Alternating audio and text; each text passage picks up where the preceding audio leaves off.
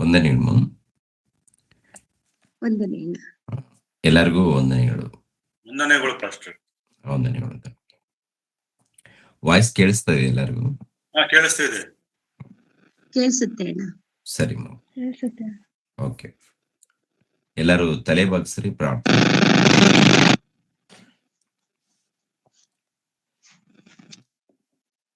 ನಮ್ಮನ್ನು ಬಹಳವಾಗಿ ಪ್ರೀತಿಸುವಂತ ಪ್ರಿಯ ಪರಲೋಕದಲ್ಲಿದ್ದಂತ ನಮ್ಮ ತಂದೆಯ ದೇವರೇ, ನಿಮ್ಮ ಉನ್ನತವಾದಂಥ ನಾಮಕ್ಕೆ, ನಿಮ್ಮ ಶ್ರೇಷ್ಠವಾದಂಥ ನಾಮಕ್ಕೆ ಸ್ತೋತ್ರಗಳು ತಂದೆ. ಈ ಬೆಳಗಿನ ಜಾವದಲ್ಲಿ ನಿಮ್ಮೊಟ್ಟಿಗೆ ಮಾತನಾಡೋದಕ್ಕೆ ಅವಕಾಶವನ್ನ ಕಲ್ಪಿಸಿಕೊಟ್ಟಿದ್ದೀರಾ. ಅದೇ ರೀತಿಯಲ್ಲಿ ಸಭೆಯಾಗಿ ಕೂಡಿ ತಂದೆಯ ದೇವರೇ, ನಿಮ್ಮನ್ನು ಘನಪಡಿಸುವಂತ ಭಾಗ್ಯವನ್ನು, ನಿಮ್ಮ ವಾಕ್ಯಗಳನ್ನ ಕೇಳುವಂತ ಭಾಗ್ಯವನ್ನು ಕಲ್ಪಿಸಿಕೊಟ್ಟದಕ್ಕಾಗಿ ನಿಮಗೆ ಸ್ತೋತ್ರಗಳು ತಂದೆ.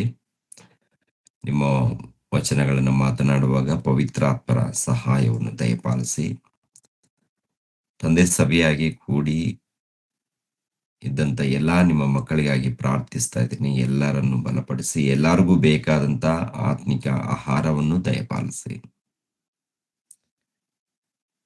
ಹೇಳುವಾಗ ಪವಿತ್ರಾತ್ಮರ ಸಹಾಯವನ್ನು ದಯಪಾಲಿಸಿ, ಯೇಸು ಪವಿತ್ರ ನಾಮದಲ್ಲಿ ಬೇಡ್ತಾ ಇದ್ದೀನಪ್ಪ ತಂದೆಯೇ, ಆಮೆನ್. ಕರ್ತನಾದ ಯೇಸು ಕ್ರಿಸ್ತರ ನಾಮದಲ್ಲಿ ಆತ್ಮೀಯರೆಲ್ಲರಿಗೂ ಮತ್ತೊಂದ್ಸಾರಿ ಹೃತ್ಪೂರ್ವಕ ವಂದನೆಗಳನ್ನು ತಿಳಿಸ್ತಾ ಇದ್ದೀನಿ. ವಂದನೆಗಳು. ಮುಖ್ಯ ಗಮನಕ್ಕೆ ಇವಾಗ ಸಿಸ್ಟರ್ ರೇಖರ್ ಅವರು ಒಂದು ವಿಷಯ ಹೇಳಿದ್ರು. ಅಂದ್ರೆ ಓದುವಾಗ ಒಂದಿಬ್ರಿಗೂ ಅವಕಾಶ ಕೊಟ್ಟಿರುವಂಥದ್ದು. ಯಾಕೆಂದ್ರೆ ಇದು ನಾವು ಯೂಟ್ಯೂಬ್ ಅಲ್ಲಿ ಅಪ್ಲೋಡ್ ಮಾಡಿದಾಗ ಕೆಲವರು ಚೆನ್ನಾಗಿ ಓದ್ತಾರೆ, ಇನ್ನು ಕೆಲವರು ಚೆನ್ನಾಗಿ ಓದಲ್ಲ. ಅದಕ್ಕೆ ಸಿಸ್ಟರ್ ಹತ್ರ ಹೇಳಿದ್ದೀನಿ, ಮಾತಾಡಿದ್ದೀನಿ. ಯಾರು ಚೆನ್ನಾಗಿ ಓದ್ತಾ ಇದ್ದಾರಮ್ಮ ಅವ್ರಿಗೆ ಮಾತ್ರ ಅವಕಾಶ ಕೊಡಿ. ಪ್ರತಿಯೊಬ್ಬರು ಮನೆಯಲ್ಲಿ ಪ್ರಾಕ್ಟೀಸ್ ಮಾಡಲಿ, ಮೊದಲನೇದಾಗಿ ಕಲೀಲಿ, ವಾಕ್ಯಗಳನ್ನ ಕಲೀಲಿ. ಕಲ್ತ ಮೇಲೆ ಅವ್ರಿಗೂ ಕೂಡ ಅವಕಾಶ ಕೊಡಿ, ಪ್ರತಿಯೊಬ್ಬರಿಗೂ ಅವಕಾಶ ಕೊಡಿ ಅಂತೇಳಿ ಸಿಸ್ಟರ್ ಹೇಳಿದ್ದೀನಿ. ಆದ್ದರಿಂದ ಪ್ರತಿಯೊಬ್ಬರಿಗೂ ಅವಕಾಶ ಸಿಗುತ್ತೆ. ಪರೀಕ್ಷೆ ಬರೆದವರು ಕೂಡ, ಪರೀಕ್ಷೆ ಬರೆದಿದ್ದೀರಲ್ಲ, ಪರೀಕ್ಷೆ ಬರೆದಂತ ವಿದ್ಯಾರ್ಥಿಗಳಿಗೂ ಕೂಡ ಮಾತನಾಡೋದಕ್ಕೆ ಇಲ್ಲಿ ಅವಕಾಶ ಇರುತ್ತೆ. ಆದ್ದರಿಂದ ಅದಕ್ಕೊಂದು ಸಮಯ ಬಂದೇ ಬರುತ್ತೆ. ಓಕೆ, ಇದು ಪ್ರತಿಯೊಬ್ಬರು ಕೂಡ ನೆನಪಲ್ಲಿಟ್ಕೊಳ್ಳಿ. ನಮಗೂ ವಾಕ್ಯವನ್ನು ಓದೋದಕ್ಕೆ ಅವಕಾಶ ಇಲ್ಲ ಅಂತೇಳಿ ಯಾರು ಅಂದ್ಕೋಬಾರ್ದು. ಯಾಕಂದ್ರೆ ಇದು ನೇರ ಪ್ರಸಾರದಲ್ಲಿ ಇದು ಹೋಗುವಂಥದ್ದು, ಅನೇಕರು ಕೇಳ್ತಾರಲ್ವಾ. ಹಾಗಾಗಿ ಸ್ವಲ್ಪ ಹೊಸಬರು ಯಾರಾದರೂ ಕೇಳಿದಾಗ, ಬೇರೆ ವಿಶ್ವಾಸಿಗಳು ಕೇಳಿದಾಗ, ನೋಡಿದಾಗ ಇದೇನಪ್ಪ ಇವರು ವಾಕ್ಯ ಹಿಂಗ್ ಓದ್ತಾ ಇದಾರ ಹಾಗೆ ಹೀಗೆ ಅಂದ್ಕೊಂಡು ದೂರ ಆಗೋದು ಬೇಡ. ಆದ್ದರಿಂದ ನಾನು ಮನವಿ ಮಾಡ್ತಾ ಇದ್ದೀನಿ ಪ್ರಿಯರೇ. ಓಕೆ, ದೇವರಿಗೆ ಸ್ತೋತ್ರವಾಗ್ಲಿ. ಈಗ ಒಂದು ಅಂಶ ಮಾತನಾಡೋಣ. ಏನಪ್ಪ ಅಂದ್ರೆ, ಕ್ರಿಸ್ತನ ಪ್ರೀತಿಯಲ್ಲಿ ನೆಲೆಗೊಂಡಿದ್ದೀವ, ಭ್ರಮೆಯಲ್ಲಿ ಇದ್ದೀವ ಎಂಬ ಅಂಶವನ್ನು ಮಾತನಾಡ್ತಾ ಇದ್ದೀನಿ. ಯಾಕೆ ಈ ಅಂಶವನ್ನ ಮಾತಾಡಬೇಕು ಎಂಬ ಮನಸ್ಸಿನಲ್ಲಿ ಬಂದಿದೆ ಅಂದ್ರೆ, ನಮ್ಮ ಕ್ರೈಸ್ತ ಸಮಾಜದಲ್ಲಿ ನಾವೆಲ್ಲರೂ ಪ್ರೀತಿಯಲ್ಲಿದ್ದೀವಿ, ನಾವೆಲ್ಲರೂ ಭಕ್ತಿಯಲ್ಲಿ ಪ್ರೀತಿಯಲ್ಲಿದ್ದೀವಿ ಅಂತೇಳಿ ಪ್ರತಿಯೊಬ್ಬರು ಮಾತನಾಡ್ಕೊಳ್ತಾರೆ. ನಾವು ಪ್ರೀತಿಯಲ್ಲಿ ಅಂದ್ರೆ ಕ್ರಿಸ್ತನ ಪ್ರೀತಿಯಲ್ಲಿ ನಾವು ನೆಲೆಗೊಂಡಿದ್ದೀವಿ, ಕ್ರಿಸ್ತನು ನನ್ನಲ್ಲಿ ಇದ್ದಾನೆ, ದೇವರು ನನ್ನಲ್ಲಿದ್ದಾನೆ, ಆದ್ದರಿಂದ ನಾನು ಕ್ರಿಸ್ತನಲ್ಲಿದ್ದೀನಿ, ನನಗೇನು ತೊಂದರೆ ಇಲ್ಲ ಅಂತೇಳಿ ಮಾತನಾಡ್ಕೊಳ್ತಾರೆ. ಎಲ್ಲರೂ ಮಾತನಾಡ್ಕೊಳ್ತಾರೆ. ಈ ಭೂಮಿ ಮೇಲೆ ಎಷ್ಟು ಮಂದಿ ಕ್ರೈಸ್ತರಿದ್ದಾರೋ ಎಲ್ಲಾ ಕ್ರೈಸ್ತರು ಹೇಳೋದೇನಪ್ಪ ಅಂದ್ರೆ, ನಾವು ಕ್ರಿಸ್ತನಲ್ಲಿದ್ದೀವಿ, ನಮ್ಮಲ್ಲಿ ಕ್ರಿಸ್ತನು ಇದ್ದಾನೆ, ಯೇಸು ಇದ್ದಾರೆ, ಪ್ರಭು ಇದ್ದಾರೆ ಅಂತೇಳಿ ಮಾತನಾಡಿಕೊಳ್ಳುವಂಥದ್ದು ಇದು ನಾವು ನೋಡ್ತಿದ್ದೀವಿ ಪ್ರಿಯರೇ. ಆದ್ರೆ ಇಲ್ಲಿ ಏನಪ್ಪಾ ಅಂದ್ರೆ, ನಿಜವಾಗ್ಲೂ ಕ್ರಿಸ್ತನಲ್ಲಿದ್ದೀವ ಅಥವಾ ಭ್ರಮೆಯಲ್ಲಿದ್ದೀವ ಅನ್ನೋದು ಗೊತ್ತಾಗ್ಬೇಕಾದ್ರೆ ಕೊನೆ ತನಕ ಈ ಒಂದು ಅಂಶವನ್ನ ಕೇಳಿದಾಗ ಅರ್ಥ ಆಗುತ್ತೆ. ಓಕೆ, ಒಂದು ಮಾತನ್ನು ನಾವು ನೋಡಿಕೊಂಡು ನಾವು ಮುಂದೆ ಹೋಗೋಣ ಪ್ರಿಯರೇ. ಯೋಹಾನನು ಬರೆದ ಸುವಾರ್ತೆ 15ನೇ ಅಧ್ಯಾಯ 10ನೇ ವಚನವನ್ನ ಓದಿ. ಯೋಹಾನನು ಬರೆದ ಸುವಾರ್ತೆ 15ನೇ ಅಧ್ಯಾಯ 10ನೇ ವಚನ.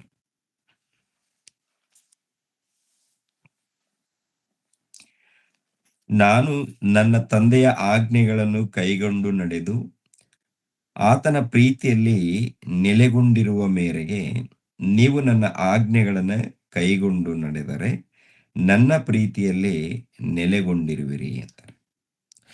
ನೋಡಿ, ಇವಾಗ ನಾವೆಲ್ಲರೂ ಕ್ರಿಸ್ತನಲ್ಲಿದ್ದೀವಿ, ಕ್ರಿಸ್ತನಲ್ಲಿ ನೆಲೆಗೊಂಡಿದ್ದೀವಿ. ನಮ್ಮಲ್ಲಿ ಯೇಸು ಕ್ರಿಸ್ತರಿದ್ದಾರೆ, ನಮ್ಮಲ್ಲಿ ದೇವರಿದ್ದಾರೆ ಅಂತೇಳಿ ನಾವು ಮಾತಾಡ್ಕೊಳ್ತೀವಿ. ಮಾತಾಡಿಕೊಳ್ಳುವಂಥದ್ದು ತಪ್ಪಲ್ಲ. ಆದ್ರೆ ನಮ್ಮಲ್ಲಿ ನಿಜವಾಗ್ಲೂ ಯೇಸು ಕ್ರಿಸ್ತರಿದ್ದಾರಾ?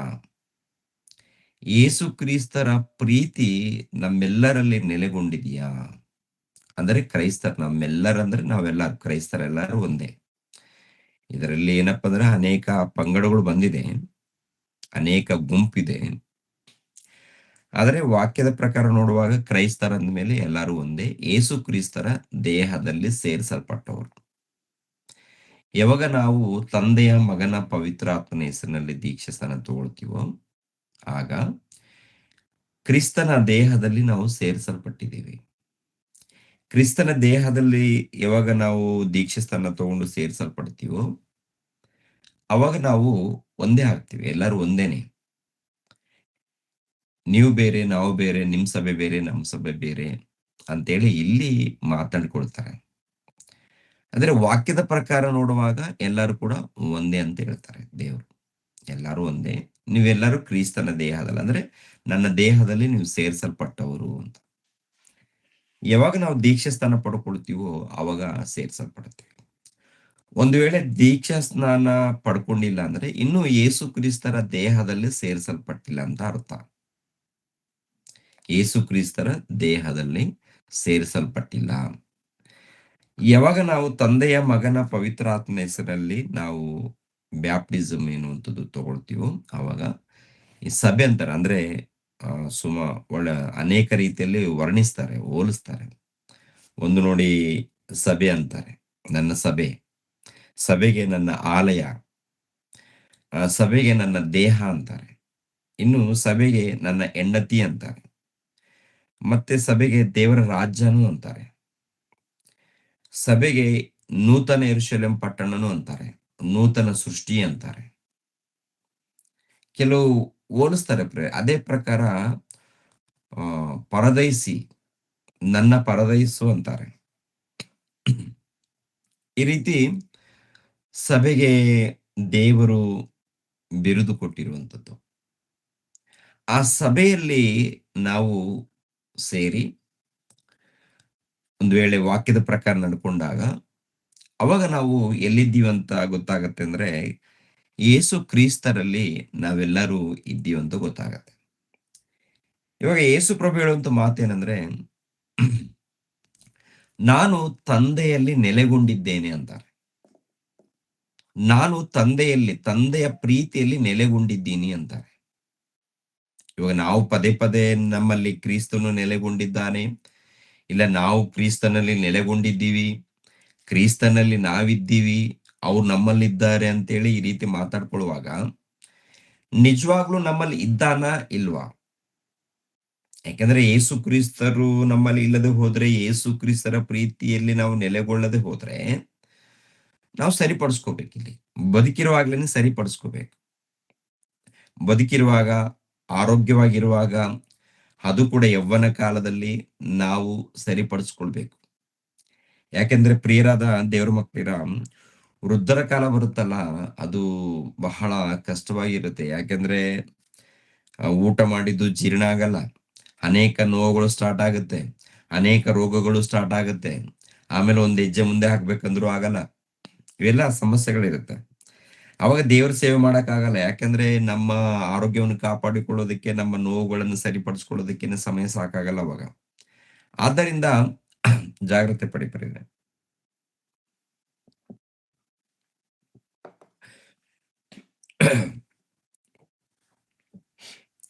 ಇಲ್ಲಿ ಗಮನಿಸಬೇಕಾದದ್ದು ಯೇಸು ಪ್ರಭು ಹೇಳುವಂಥದ್ದು ಏನಪ್ಪಾ ಅಂದ್ರೆ, ನಾನು ತಂದೆಯ ಪ್ರೀತಿಯಲ್ಲಿ ನೆಲೆಗೊಂಡಿದ್ದೀನಿ ಅಂತ ಹೇಳ್ತಾರೆ. ಹೌದಲ್ವಾ? ಆ ಮಾತನ್ನ ಮತ್ತೊಂದ್ಸರಿ ಆಲೋಚನೆ ಮಾಡೋಣ. ಅದೇ ಯೋಹಾನ್ ಬರೆದ ಸುವಾರ್ತೆ 15:10. ನಾನು ತಂದೆಯ ಆಜ್ಞೆಗಳನ್ನ ಕೈಗೊಂಡು ನಡೆದು ಆತನ ಪ್ರೀತಿಯಲ್ಲಿ ನೆಲೆಗೊಂಡಿರುವ ಪ್ರಕಾರ ಮೇರೆಗೆ. ಅಂದ್ರೆ ನಾನು ತಂದೆಯ ಆಜ್ಞೆಗಳನ್ನ ಕೈಗೊಂಡು ನಡೀತಾ ಇದ್ದೀನಿ. ಕೈಗೊಂಡು ನಡೆಯುವುದರಿಂದ ಯಾರ ಪ್ರೀತಿಯಲ್ಲಿದ್ದೀನಿ ನಾನು? ತಂದೆಯ ಪ್ರೀತಿಯಲ್ಲಿ ನೆಲೆಗೊಂಡಿದ್ದೀನಿ ಅಂತ ಹೇಳ್ತಾರೆ.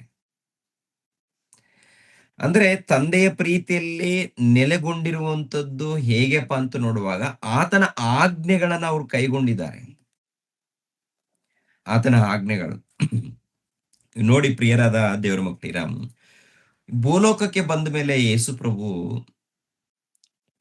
ದೇವರ ಆಜ್ಞೆಗಳನ್ನ ಕೈಗೊಳ್ಳದೆ ಒಂದು ವೇಳೆ ಲೋಕದ ರೀತಿಯಲ್ಲಿ ನಮ್ಮ ಹಾಗೆ ಇದ್ರೆ, ಆ ಮಾತು ಹೇಳ್ತಾರ, ನಮ್ಮ ಹಾಗೆ ಭೂಲೋಕದಲ್ಲಿ ನೀವು ನಾವು ಹೇಗೆ ಬದುಕ್ತಿವೋ ಅದೇ ಪ್ರಕಾರ ಅವರು ಕೂಡ ಬದುಕಿದ್ರೆ ಈ ಮಾತು ಅವ್ರಿಗೆ ವರ್ತಿಸುತ್ತಾ ಅಂತ ನೋಡುವಾಗ ವರ್ತಿಸಲ್ಲ. ಯಾಕೆಂದ್ರೆ ತಂದೆಯ ಆಜ್ಞೆಯನ್ನ ಅವರು ಏನ್ ಮಾಡಬೇಕು? ಪಾಲಿಸ್ಬೇಕು.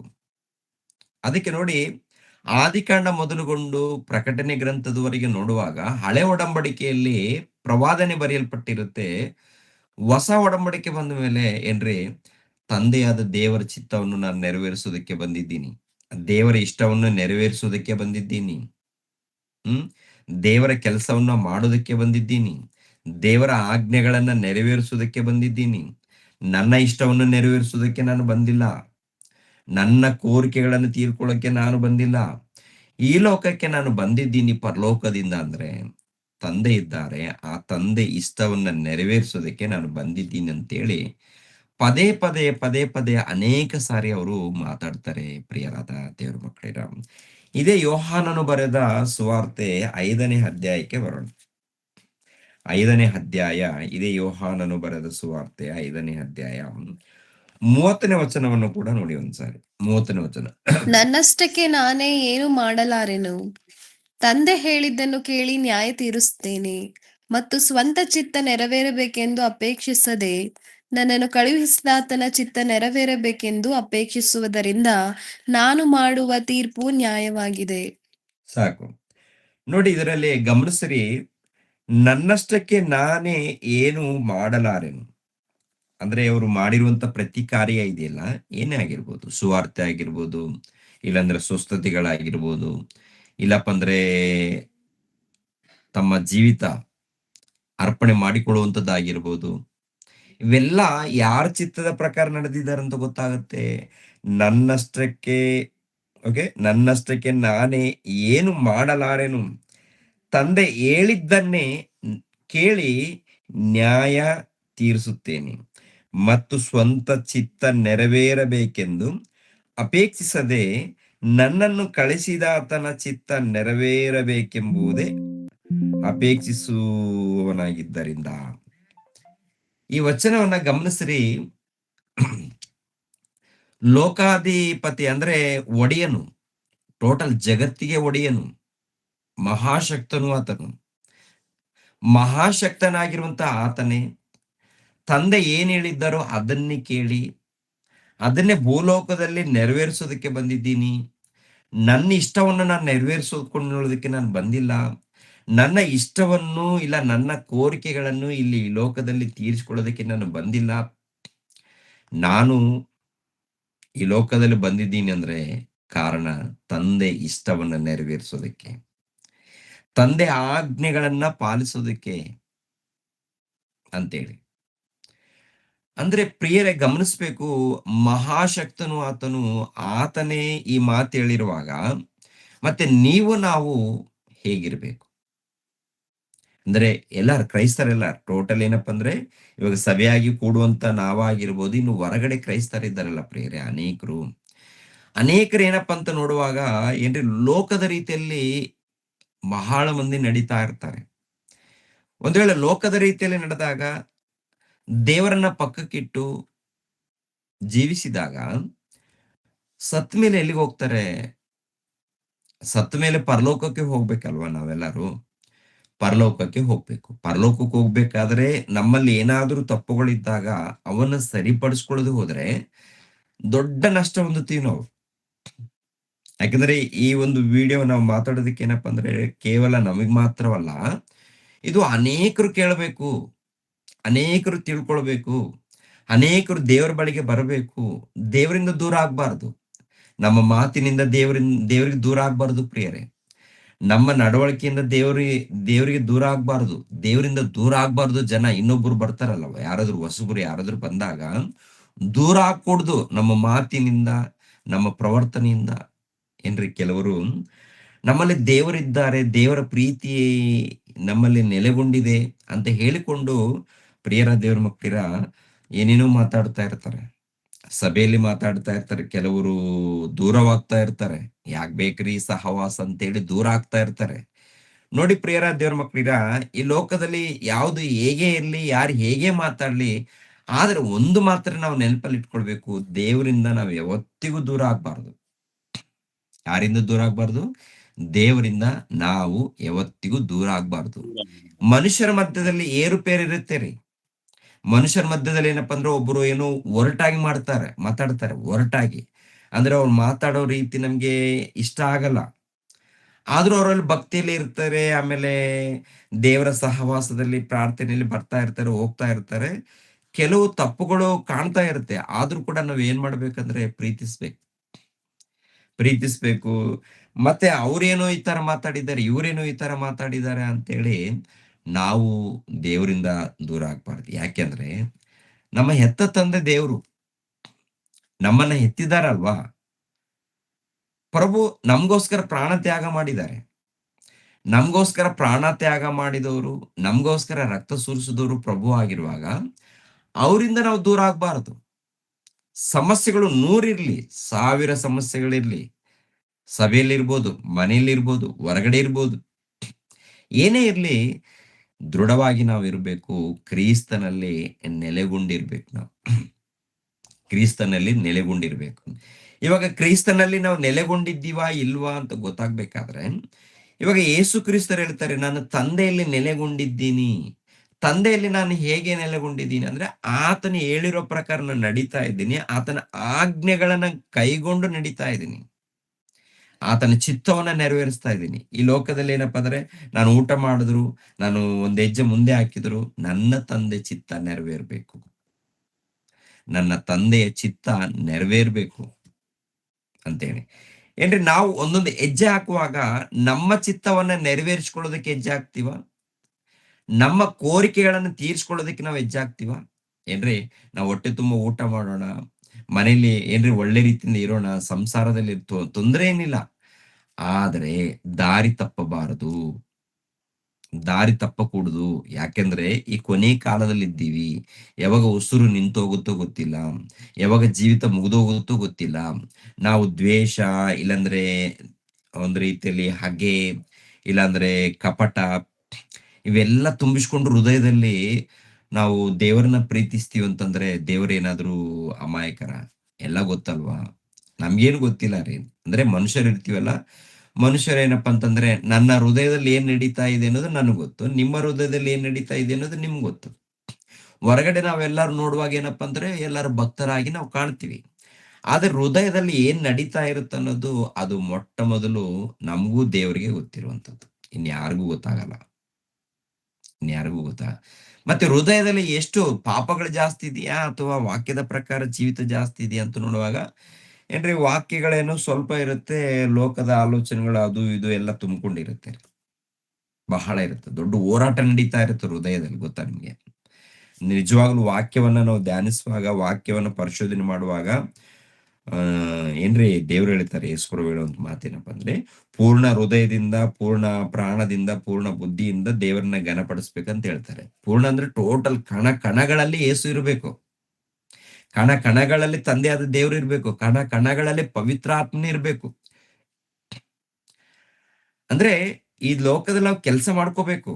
ನಮ್ಮ ಒಟ್ಟಿಗೆ ಏನ್ ಬೇಕು, ನಮ್ಮ ಕುಟುಂಬಕ್ಕೆ ಏನ್ ಬೇಕು, ನಮ್ಮ ಸಂಸಾರಕ್ಕೆ ಏನ್ ಬೇಕು, ಅದಕ್ಕೆ ನಾವು ಸಂಪಾದನೆ ಮಾಡಿಕೊಂಡು, ಅದಕ್ಕೆ ಹೇಳ್ತಾರಲ್ಲ ಯೇಸು ಪ್ರಭು, ನಿಮ್ಮ ಸಿಲುಬೆಯನ್ನು ಹೊತ್ತುಕೊಂಡು ನಿಮ್ಮ ಸಿಲುಬೆಯನ್ನು ಹೊತ್ತುಕೊಂಡು ನನ್ನನ್ನು ಹಿಂಬಾಲಿಸಿರಿ ಅಂತ ಹೇಳ್ತಾರೆ. ಹೌದಲ್ವಾ?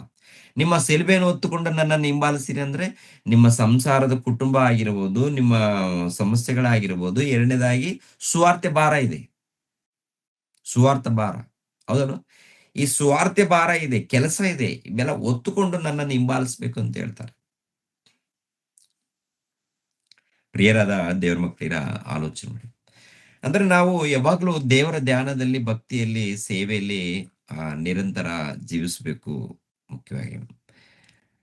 ಯಾಕಂದ್ರೆ ಈ ಲೋಕದಲ್ಲಿ ತುಂಬಾ ಜನ ಏನಪ್ಪಾ ಅಂದ್ರೆ ಕೆಲಸ ಬಿಡ್ತಾ ಇರ್ತಾರೆ, ದೇವ್ರ ಸೇವೆ ಅಂತಾರೆ, ದೇವ್ರ ಕೆಲಸ ಅಂತಾರೆ, ಆಮೇಲೆ ಮನೆಯಲ್ಲಿ ಬಗ್ಗೆ ವಿಚಾರ ಮಾಡಲ್ಲ. ಹಾಗೆ ಒಂದು ರೀತಿಯಲ್ಲಿ ನಡೀತಾ ಇರುತ್ತೆ. ಆಗಲ್ಲ. ಕುಟುಂಬದಲ್ಲಿ ಸಮಸ್ಯೆಗಳೇನಿದೆ ಎಲ್ಲ ನೋಡಿಕೊಂಡು ನಾವು ಮುಂದೆ ಹೆಜ್ಜೆ ದೇವ್ರ ಮೆಚ್ಚುವಂತ ರೀತಿಯಲ್ಲಿ. ಒಂದೇ ಮಾತಲ್ಲಿ ಹೇಳ್ಬೇಕಂದ್ರೆ ದೇವರ ಆಜ್ಞೆಗಳನ್ನ ಅವ್ರು ಕೈಗೊಂಡು ನಡೆದಾಗ, ಇವಾಗ ನಾವು ಯಾರ ಆಜ್ಞೆಗಳನ್ನ ಕೈಗೊಂಡು ನಡಿಬೇಕು? ಯೇಸು ಕ್ರಿಸ್ತರ ಆಜ್ಞೆಗಳನ್ನ ಕೈಗೊಂಡು ನಡಿಬೇಕು.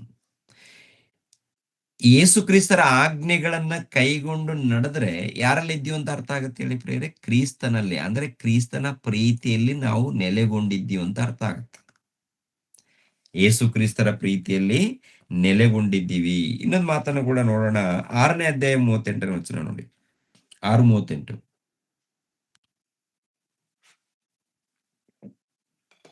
ನನ್ನ ಅದೇ. ಚಿತ್ತದಂತೆ ನಡೆಯುವುದಕ್ಕಾಗಿ ನಾನು ಬಂದಿಲ್ಲ, ನನ್ನನ್ನು ಕಳುಹಿಸಿದ ಆತನ ಚಿತ್ತವನ್ನೇ ನೆರವೇರಿಸುವುದಕ್ಕೆ ಪರಲೋಕದಿಂದ ಬಂದೆನು. ನನ್ನನ್ನು ಕಳುಹಿಸಿದ ಆತನ ಚಿತ್ತವು ಏನೆಂದರೆ, ಆತನು ನನಗೆ ಕೊಟ್ಟವರಲ್ಲಿ ಒಬ್ಬನನ್ನೂ ನಾನು ಕಡೆಗೊಡಿಸದೆ ಅವನನ್ನು ಕಡೇ ದಿನದಲ್ಲಿ ಎಬ್ಬಿಸಬೇಕೆಂಬುದೇ. ಸಾಕು. ನೋಡಿದ್ರೆ, ಅಂದ್ರೆ ನನ್ನ ಚಿತ್ತದಂತೆ ನಡೆಯುವುದಕ್ಕಾಗಿ ನಾನು ಬಂದಿಲ್ಲ, ನನ್ನನ್ನು ಕಳಿಸಿದ ಆತನ ಚಿತ್ತವನ್ನೇ ನೆರವೇರಿಸುವುದಕ್ಕೆ ಪರಲೋಕದಿಂದ ಬಂದೆನು. ನನ್ನನ್ನು ಕಳಿಸಿದ ಆತನ ಚಿತ್ತವು ಏನೆಂದರೆ, ಆತನು ನನಗೆ ಕೊಟ್ಟವರಲ್ಲಿ ಒಬ್ಬನನ್ನು ನಾನು ಕೆಡಗೊಡಿಸದೆ ಅವನನ್ನು ಕಡೇ ದಿನದಲ್ಲಿ ಎಬ್ಬಿಸಬೇಕೆಂಬುದೇ. ಕಡೇ ದಿನದಲ್ಲಿ ಅಂದ್ರೆ 2ನೇ ಆಗಮನದಲ್ಲಿ ಎಬ್ಬಿಸ್ಬೇಕು ಅವನನ್ನು, ಅಂದ್ರೆ ಪರಲೋಕಕ್ಕೆ ಕರ್ಕೊಂಡು ಹೋಗ್ಬೇಕು ಅನ್ನೋದು. ಅಂದ್ರೆ ಗಮನಿಸಿ, ಯೇಸು ಪ್ರಭು ಹೇಳುವಂತ ಮಾತೇನೆಂದ್ರೆ, ನನ್ನ ಇಷ್ಟವನ್ನ ನಾನು ನೆರವೇರಿಸ್ಕೊಳ್ಳೋಕೆ ಬಂದಿಲ್ಲ, ತಂದೆ ಇಷ್ಟವನ್ನ ನೆರವೇರಿಸೋದಕ್ಕೆ ಬಂದಿದ್ದೀನಿ. ನೋಡಿ, ಅವರು ಹೆಜ್ಜೆ ಹಾಕಿದ್ರು, ಇಲ್ಲಾಂದ್ರೆ ಸುವಾರ್ತೆಗೆ ಹೋದ್ರು, ಪ್ರತಿ ಒಂದರಲ್ಲಿ ನೋಡುವಾಗ ದೇವರು ನನಗೆ ಕೆಲಸ ಕೊಟ್ಟಿದ್ದಾರೆ, ಆ ಕೆಲಸವನ್ನ ನೆರವೇರಿಸ್ಬೇಕು, ನಾನು ಆತನ ಚಿತ್ತವನ್ನ ನೆರವೇರಿಸ್ಬೇಕು. ಏನು ಆತನ ಚಿತ್ತ? ಆತನ ಇಷ್ಟ ಏನು? ಆತನಿಗೆ ಏನ್ ಇಷ್ಟ ಇದೆ? ಏನ್ರಿ, ಬೆಳ್ಳಿ ಬಂಗಾರ ಕೊಟ್ರೆ ಇಷ್ಟಪಡ್ತಾರ ಆತರು? ಬೆಳ್ಳಿ ಬಂಗಾರ ಆತಂದೆ. ಹಣ್ಣು ಹಂಪಲುಗಳು ಕೊಟ್ರೆ ಇಷ್ಟಪಡ್ತಾರ? ಎಲ್ಲ ಆತಂದೆ. ಮತ್ತೆ ಏನ್ ಇಷ್ಟಪ್ಪ ಅಂತ ನೋಡುವಾಗ ತಿಮೋತಿಯನಿಗೆ ಬರೆದ ಮೊದಲನೇ ಪತ್ರಿಕೆ 2ನೇ ಅಧ್ಯಾಯ 4ನೇ ವಚನ ನೋಡಿ ಪ್ರಿಯರೇ. 2ನೇ ಅಧ್ಯಾಯ 4ನೇ ವಚನ. ಎಲ್ಲಾ ಮನುಷ್ಯರು ರಕ್ಷಣೆಯನ್ನು ಹೊಂದಿ ಸತ್ಯದ ಜ್ಞಾನಕ್ಕೆ ಸೇರಬೇಕೆಂಬುದು ಆತನ ಚಿತ್ತವಾಗಿದೆ. ನೋಡಿದ್ರ? ಅಂದ್ರೆ ದೇವರ ಚಿತ್ತ ಏನಾಗಿದೆಪ್ಪ ಅಂತ ನೋಡುವಾಗ, ಎಲ್ಲಾ ಮನುಷ್ಯರು ರಕ್ಷಣೆಯನ್ನ ಹೊಂದಿ ಸತ್ಯದ ಜ್ಞಾನದಲ್ಲಿ ಸೇರ್ಬೇಕು ಅಂತ. ಎಲ್ಲಾ ಮನುಷ್ಯರು. ಈ ಲೋಕದಲ್ಲಿ ಏನ್ರಿ, ಜನ ಕೇಳುವಂತ ಸ್ಥಿತಿಯಲ್ಲಿಲ್ಲ. ಸಂಸ್ಥೆಗಳಿರುತ್ತೆ, ಕೆಲವು ಸಂಸ್ಥೆಗಳು ಇರುತ್ತೆ, ಆ ಸಂಸ್ಥೆಗಳ ಸಿದ್ಧಾಂತಕ್ಕೆ ಒಳಪಡ್ತಾರೆ ವಿನಃ ದೇವರ ಒಂದು ಜ್ಞಾನಕ್ಕೆ ಒಳಪಡಲ್ಲ. ದೇವರ ಸಿದ್ಧಾಂತಕ್ಕೆ ಒಳಪಡಬೇಕು, ದೇವರ ತತ್ವ ಜ್ಞಾನಕ್ಕೆ ಒಳಪಡಬೇಕು. ಸಿದ್ಧಾಂತಗಳ ಅಂದ್ರೆ ಏನು, ಸಂಸ್ಥೆಗಳ ಸಿದ್ಧಾಂತ ಅಲ್ಲ, ಸಂಸ್ಥೆಗಳನ್ನ ಗೌರವಿಸ್ಬೇಕು. ಅಂದ್ರೆ ಈ ಕಾಲದಲ್ಲಿ ಏನಾಗಿದೆಪ್ಪ ಅಂದ್ರೆ, ದೇವರ ಒಂದು ಜ್ಞಾನಕ್ಕೆ ಒಳಪಡದೆ ಯಾರಿಗೆ ಹೆಚ್ಚಾಗಿ ಒಳಪಡ್ತಾ ಇರ್ತಾರಪ್ಪ ಅಂತ ನೋಡುವಾಗ ಸಂಸ್ಥೆಗಳಿಗೆ ಒಳಪಡ್ತಾ ಇರ್ತಾರೆ. ಯಾಕೆಂದ್ರೆ ಇವ್ರಿಗೆ ಅಧಿಕಾರ ಕೊಟ್ಟಿರ್ತಾರೆ, ಇಲ್ಲಪ್ಪ ಅಂದ್ರೆ ಅಧಿಕಾರದಲ್ಲಿ ಅವರು ಅದಕ್ಕಿಂತ ಮೇಲ್ಗಡೆ ಉನ್ನತ ಅಧಿಕಾರಿಗಳೇ ಇರ್ತಾರೆ. ಉನ್ನತ ಅಧಿಕಾರಿಗಳಿಗೆ ಒಳಪಡ್ತಾರೆ, ಅವ್ರು ಏನ್ ಹೇಳ್ತಾರೋ ಅದನ್ನೇ ಕೇಳ್ತಾರೆ. ಆದರೆ ದೇವ್ರು ಹೇಳಿದ್ದನ್ನ ಪಕ್ಕಕ್ಕೆ ಇಡ್ತಾರೆ. ಅದಕ್ಕೆ ಅಧಿಕಾರಕ್ಕೆ ಮೊದಲನೇ ಸ್ಥಾನ ಕೊಡ್ತಾರೆ, ನಮ್ಮ ಕ್ರೈಸ್ತರಲ್ಲಿ ಕೂಡ. ಆದರೆ ಪ್ರಿಯರಾದ ದೇವರ ಮಕ್ಕಳು, ಮೊಟ್ಟ ಮೊದಲು ಯಾರಿಗೆ ಅಧಿಕಾರ, ಯಾರಿಗೆ ಒಳಪಡಬೇಕು ಅಂದ್ರೆ ದೇವರಿಗೆ ಒಳಪಡಬೇಕು, ದೇವರಿಗೆ ವಿಧೇಯರಾಗಬೇಕು, ಭಕ್ತಿಯಿಂದ ನಡ್ಕೊಳ್ಬೇಕು. ದೇವರ ಚಿತ್ತ ಏನಂತ ನೋಡುವಾಗ ಎಲ್ಲಾ ಮನುಷ್ಯರು ಆತನ ಕೋರಿಕೆ, ಆತನ ಇಷ್ಟ. ಎಲ್ಲಾ ಮನುಷ್ಯರು ರಕ್ಷಣೆಯನ್ನು ಹೊಂದಬೇಕು, ಸತ್ಯದ ಜ್ಞಾನದಲ್ಲಿ ಸೇರ್ಬೇಕು, ರಕ್ಷಣೆಯನ್ನು ಹೊಂದಿ ಸತ್ಯದ ಜ್ಞಾನದಲ್ಲಿ ಸೇರ್ಬೇಕು ಅಂತಾರೆ. ದೇವ್ರ ಚಿತ್ತ. ಆ ಚಿತ್ತವನ್ನ ನೆರವೇರಿಸೋದಕ್ಕೆ ಪ್ರಭು ಬಂದಿದ್ದಾರೆ. ಆ ಚಿತ್ತವನ್ನ ನೆರವೇರಿಸೋದಕ್ಕೆ ಪ್ರಭು ಬಂದಿದ್ದಾರೆ. ಅಂದ್ರೆ ಭೂಲೋಕದಲ್ಲಿ ನೋಡಿ, ಟೋಟಲ್ ಪ್ರಪಂಚಕ್ಕೆ ಈ ರಕ್ಷಣೆ ಮಾರ್ಗ ಹರಡಿಕೊಂಡಿದೆಯಾ? ದೇವರ ಮಾರ್ಗ, ನಾನೇ ಮಾರ್ಗವು, ನಾನೇ ಸತ್ಯವು, ನಾನೇ ಜೀವವು, ಈ ಮಾರ್ಗ ಇದೆಯಲ್ಲ, ಟೋಟಲ್ ಪ್ರಪಂಚಕ್ಕೆ ಹರಡಿದೆಯಾ? ಪ್ರಪಂಚಕ್ಕೆ ಹರಡಿದೆ. ಪ್ರಪಂಚದಲ್ಲಿ ಎಲ್ಲರ ಕಡೆ ಹೋಗಿದೆ. ಇವಾಗ ಯಾರು ರಕ್ಷಣೆ ಹೊಂದುತ್ತಾರೆ ಅಂದ್ರೆ, ದೇವರ ಚಿತ್ತ ಏನಪ್ಪ ಅಂದ್ರೆ ಎಲ್ಲಾರು ಹೊಂದಬೇಕು, ಎಲ್ಲಾರು ಹೊಂದಬೇಕಂತ ಆಸೆ ಆತನಿಗೆ, ಕೋರಿಕೆ. ಯಾಕೆಂದ್ರೆ ತನ್ನ ಮಕ್ಕಳು ತನ್ನ ಬಳಿಗೆ ಹೋಗ್ಬೇಕಲ್ಲ. ನಾವೆಲ್ಲರೂ ದೇವರ ಮಕ್ಕಳು, ದೇವರ ಮಕ್ಕಳಾಗಿರುವಂತ ನಾವು ಆತನ ಬಳಿಗೆ ಹೋಗ್ಬೇಕು. ಆತನ ಬಳಿಗೆ ಹೋಗ್ಬೇಕಾದ್ರೆ ಯೇಸು ಕ್ರಿಸ್ತರ ಪ್ರೀತಿಯಲ್ಲಿ ನೆಲೆಗೊಂಡಿರ್ಬೇಕು, ಸಭೆಯಲ್ಲಿ ಸೇರ್ಸಲ್ಪಟ್ಟಿರ್ಬೇಕು. ಏನ್ರಿ? ಯೇಸು ಕ್ರಿಸ್ತರ ಪ್ರೀತಿಯಲ್ಲಿ ಅಂದ್ರೆ ದೀಕ್ಷೆ ಸ್ಥಾನ ಯಾವಾಗ ಪಡ್ಕೊಳ್ತೀವೋ ಅವಾಗ ಯೇಸು ಕ್ರಿಸ್ತರ ದೇಹದಲ್ಲಿ ನೆಲೆಗೊಳ್ತೀವಿ, ಆತನ ಪ್ರೀತಿಯಲ್ಲಿ ಹೆಜ್ಜೆ ಹಾಕ್ತಿವಿ. ಅದನ್ನ ಪ್ರಿಯರಾದ ದೇವ್ರ ಮಕ್ಕಳಿರ ನಾವು ಪಾಲಿಸ್ಬೇಕು. ಮೊಟ್ಟ ಮೊದಲು ದೇವರಿಗೆ ವಿಧೇಯರಾಗಿ ಪಾಲಿಸ್ಬೇಕು. ಪಾಲಿಸದೆ ಹೋದ್ರೆ ವಿರುದ್ಧವಾಗಿ ನಡ್ಕೊಂಡ್ರೆ ದೇವರ ಪ್ರೀತಿಯಲ್ಲಿ ನೆಲೆಗೊಂಡಿದ್ದೀವ? ಇವಾಗ ಅಪೋಸ್ತಲರು ಇದ್ದಾರೆ. ಅಪೋಸ್ತಲರು ದೇವರ ಪ್ರೀತಿಯಲ್ಲಿ ನೆಲೆಗೊಂಡಿದ್ದಾರಾ ಇಲ್ವಾ? ಅಪೋಸ್ತಲರು ದೇವರ ಪ್ರೀತಿಯಲ್ಲಿ ನೆಲೆಗೊಂಡಿದ್ದಾರ? ಯೇಸು ಕ್ರಿಸ್ತರ ಪ್ರೀತಿಯಲ್ಲಿ ನೆಲೆಗೊಂಡಿದ್ದಾರೆ. ನೆಲೆಗೊಂಡಾಗ ಅವರ ಮಧ್ಯದಲ್ಲಿ ಏನ್ ಕಾಣುತ್ತೆ? ದೇವರು ಹೇಳಿರುವಂತ ಆಜ್ಞೆಗಳನ್ನ ಅವ್ರು ಪಾಲಿಸ್ತಾರೆ. ನಾವೇನ್ ಮಾಡ್ತೀವಪ್ಪ ಅಂತ ನೋಡುವಾಗ, ನಾವು ಕ್ರಿಸ್ತನಲ್ಲೇ ನೆಲೆಗೊಂಡಿದ್ದೀವಿ, ಕ್ರಿಸ್ತನಲ್ಲಿ ಇದ್ದೀವಿ, ಕ್ರಿಸ್ತನ ಪ್ರೀತಿಯಲ್ಲಿ ಇದ್ದೀವಿ ಅಂತ ಹೇಳ್ತೀವಿ. ಆದ್ರೆ ನಾವು ನಮ್ಮ ಬದುಕುಗಳನ್ನ ಹಾಳು ಮಾಡ್ಕೊಳ್ತಾ ಇರ್ತೀವಿ. ಇನ್ನೊಬ್ಬರಿಗೆ ಏನ್ರಿ ಬೈದಾಗ, ಇಲ್ಲಾಂದ್ರೆ ಇನ್ನೊಬ್ಬರ ತಪ್ಪುಗಳನ್ನು ವಿಚಾರ ಮಾಡಿದಾಗ ಅವ್ರು ಸರಿ ಇಲ್ಲ, ಇವ್ರು ಸರಿ ಇಲ್ಲ ಅಂತೇಳಿ ಈ ತರ ಮಾತಾಡುವಾಗ ಇವ್ರೇನಪ್ಪ ಅಂದ್ರೆ ತಮ್ಮಷ್ಟಕ್ಕೆ ಅವ್ರು ಮೋಸ ಹೋಗ್ತಾ ಇದಾರೆ. ಅವರು ಯಾರೋ ಕೆಲವರು ಮಾತುಗಳನ್ನ ಕೇಳಿ ಸಭೆಯವರು ನಾವು ಯಾರು ಕೂಡ ಕಂಗಾಲಾಗ್ಬಾರ್ದು. ಯಾರು ಹೇಗನ ಮಾತಾಡ್ಕೊಳ್ಳಿ, ನಮ್ಗೆ ಇವಾಗ ದೇವ್ರ ವಾಕ್ಯ ಸಿಕ್ಕಿದೆ, ದೇವರ ಜ್ಞಾನ ಸಿಕ್ಕಿದೆ, ನಾವು ಪರಲೋಕಕ್ಕೆ ಹೋಗ್ಬೇಕು, ನಾವು ದೇವರನ್ನ ನೋಡ್ಬೇಕು ಅಂತೇಳಿ ಈ ಆಲೋಚನೆಯಲ್ಲಿ ನಾವು ಹೋಗ್ಬೇಕು. ಯಾಕೆಂದ್ರೆ ಪ್ರಿಯರಾದ ದೇವ್ರ ಮಕ್ಕಳಿರ ಸೇವಕರ ಮೇಲೆನೆ ಏನ್ರಿ ಕೆಲವರು ಮಾತಾಡ್ತಾ ಇರ್ತಾರೆ. ಸೇವಕರ ಮೇಲೆ ಒಂದು ಚಾಡಿ ಹೇಳ್ತಾ ಇರ್ತಾರೆ, ಇಲ್ಲಾಂದ್ರೆ ಇನ್ನೊಬ್ಬರ ಮೇಲೆ ಚಾಡಿ ಹೇಳ್ತಾ ಇರ್ತಾರೆ, ಸಹೋದರ ಮೇಲೆ ಚಾಡಿಗಳು ಹೇಳ್ತಾ ಇರ್ತಾರೆ, ಹೀಗೆ ಹೇಳ್ತಾ ಇರ್ತಾರೆ ಪ್ರಿಯರಾದ ದೇವ್ರ ಮಕ್ಕಳಿರ. ಆದ್ದರಿಂದ ಅಂಥದ್ದೇನಾದ್ರೂ ಬಂದಾಗ ನೀವು ಜಾಗೃತಿಯಿಂದಿರಿ. ನೀವು ಪ್ರತಿಯೊಬ್ಬರು ಕೂಡ ಹೇಗಿರ್ಬೇಕು ಹೇಳಿ? ಜಾಗೃತಿಯಿಂದ ಇರಬೇಕು. ಯಾಕೆಂದ್ರೆ ನಮ್ಮ ಆತ್ಮಗಳನ್ನ ಕಾಪಾಡಿಕೊಳ್ಬೇಕು. ಇವಾಗ ನೋಡಿ, ಒಂದು ಕಾಲದಲ್ಲಿ ಮೋಶೆ ವಿಷಯದಲ್ಲಿ ಕೆಲವರು ಗುಣ ಕೊಡ್ತಾರೆ. ಕೆಲವರು ಅಂದ್ರೆ ಆ ಸಮಾಜದಲ್ಲಿ, ಇಸ್ರಾಯೇಲರ ಸಮಾಜದಲ್ಲಿ ಕೆಲವರು ಉನ್ನತರು. ಅವ್ರು ಯಾರಪ್ಪ ಅಂತ ನೋಡುವಾಗ ಒಂದ್ಸಾರಿ ಅರಣ್ಯಕಾಂಡ 11ನೇ ಅಧ್ಯಾಯದಲ್ಲಿ ಅನ್ಸುತ್ತೆ, ಅರಣ್ಯಕಾಂಡ 11ನೇ ಅಧ್ಯಾಯ 1ನೇ ವಚನದಲ್ಲಿ ಅನ್ಸುತ್ತೆ ಪ್ರಿಯರೇ. ಅವ್ರು ಯಾರು ಅನ್ನೋದು 11ನೇ ಅಧ್ಯಾಯ 1ನೇ ವಚನ 2ನೇ ವಚನ ಓದಿಮ. ಇಸ್ರಾಯೇಲ್ಯರು ತಮಗೆ ದುರಾವಸ್ಥೆ ಪ್ರಾಪ್ತವಾಯಿತೆಂದು ಯೆಹೋವನಿಗೆ ಕೇಳಿಸುವಂತೆ ಗುಣಗುಟ್ಟುವವರಾದರು. ಅದಕ್ಕೆ ಆತನು ಕೋಪಗೊಂಡು ಅವರ ಮಧ್ಯದಲ್ಲಿ ಬೆಂಕಿಯನ್ನುಂಟು ಮಾಡಿದ್ದರಿಂದ ಪಾಳೆಯದ ಕಡೇ ಭಾಗದಲ್ಲಿದ್ದವರು ಸುಟ್ಟು ಹೋದರು. ಆಗ ಜನರು ಮೋಶೆಯ ಬಳಿಗೆ ಬಂದು ಮೊರೆಯಿಟ್ಟರು. ಮೋಶೆ ಅವರಿಗೋಸ್ಕರ ಯೆಹೋವನಿಗೆ ಪ್ರಾರ್ಥಿಸಲಾಗಿ ಆ ಬೆಂಕಿ ಆರಿ ಹೋಯಿತು. ಯೆಹೋವನು ಉಂಟು ಮಾಡಿದ ಬೆಂಕಿ ಅವರ ಮಧ್ಯದಲ್ಲಿ ಉರಿದಿದ್ದರಿಂದ. ಒಂದು ನಿಮಿಷ. ಅದರಲ್ಲಿ ಅರಣ್ಯಕಾಂಡ 16ನೇ ವಚನ, 16ನೇ ಅಧ್ಯಾಯ 1ನೇ ವಚನ, ಮೊದಲು 2 ವಚನ ಓದು. ಲೇವಿಯ ಮರಿಮಗನು ಕೆಹಾತನ ಮೊಮ್ಮಗನು ಇಷ್ಟಾರನ ಮಗನೂ ಆದ ಕೋರಾಹನು, ಅವನಲ್ಲದೆ ರೂಬೇನ್ ಕುಲದಲ್ಲಿರುವ ಎಲಿಯಾಬನ ಮಕ್ಕಳಾದ ದಾತಾನ್, ಅಬೀರಾಮರು, ಪೆಲೇತನ ಮಗನಾದ ಓನನು ಮತ್ತು ಸಮೂಹದವರಲ್ಲಿ ಮುಖ್ಯಸ್ಥರಾಗಿಯೂ ಆಲೋಚನಾ ಕರ್ತರಾಗಿಯೂ ಹೆಸರುಗೊಂಡವರಾಗಿಯೂ ಇದ್ದ 250 ಮಂದಿ ಇಸ್ರಾಯೇಲ್ಯರು ಮೋಶೆಗೆ ವಿರುದ್ಧವಾಗಿ ತಿರುಗಿಬಿದ್ದರು. ಆಮೇಲೆ ಓದಿ. ಅವರು ಒಟ್ಟಾಗಿ ಕೂಡಿಕೊಂಡು ಮೋಶೆ ಆರೋನರ ಬಳಿಗೆ ಬಂದು ಅವರಿಗೆ, ನಿಮ್ಮಿಂದ ಸಾಕಾಯಿತು. ಈ ಸಮೂಹದವರಲ್ಲಿ ಪ್ರತಿಯೊಬ್ಬನು ದೇವರಿಗೆ ಪ್ರತಿಷ್ಠಿತನೇ. ಯೆಹೋವನು ಇವರೆಲ್ಲರ ಮಧ್ಯದಲ್ಲಿ ಇದ್ದಾನಲ್ಲವೇ? ಹೀಗಿರಲಾಗಿ ಯೆಹೋವನ ಸಮೂಹದವರಿಗಿಂತಲೂ ನಿಮ್ಮನ್ನು ನೀವೇ ಹೆಚ್ಚಿಸಿಕೊಳ್ಳುವುದೇನು ಎಂದು ಹೇಳಿದರು. ಸಾಕು ಪ್ರೇರೆ. ನೋಡಿದ್ರ ಅಂದ್ರೆ ಮೋಶೆ ಎಂಬ ಮಹಾನಾಯಕನನ್ನ ಅಲ್ಲಿರುವಂತ ಪ್ರಜೆಗಳು ಎಲ್ಲರಲ್ಲ, ಕೆಲವರು ಅಂದ್ರೆ ಹಿರಿ ಸ್ಥಾನ ಹೊಂದಿರ್ತಾರೆ ನೋಡಿ. ಹಿರಿ ಸ್ಥಾನ, ಮುಖ್ಯ ಸ್ಥಾನ ಹೊಂದಿರ್ತಾರೆ. ಅವರಲ್ಲಿ ಕೂಡ ಕೆಲವರು ಸುಮಾರು 270 ಮಂದಿ ಇದಾರಂತೆ. 250 ಮಂದಿ, ಕ್ಷಮಿಸ್ಬೇಕು, 250 ಮಂದಿ ಇದ್ದಾರೆ. ಈ 250 ಮಂದಿ ಮುಖ್ಯಸ್ಥರು ಅಂದ್ರೆ ಆಲೋಚನೆಕರ್ತರು, ಹಿರಿಯರು. ಈ ಹಿರಿಯರು ಬಂದು ಇವ್ರು ಏನ್ ಮಾಡ್ತಾ ಇದ್ದಾರೆ ಅಂದ್ರೆ, ಮೋಶೆ ಆರೋನರು ಇವ್ರು ಮಾತ್ರ ದೇವರಿಗೆ ಮಕ್ಕಳ, ಇವ್ರ ಬಳಿಯಲ್ಲಿ ಮಾತ್ರ ದೇವ್ರು ಮಾತಾಡ್ತಾರ, ನಮ್ಮಲ್ಲಿ ದೇವ್ರು ಮಾತಾಡೋಲ್ಲ. ಓಕೆ, ದೇವ್ರು ಏನಪ್ಪಾ ಅಂದ್ರೆ ಎಲ್ಲರ ಹತ್ರ ಮಾತಾಡ್ಬೇಕು ಅನ್ನೋದೇ ಇಷ್ಟ.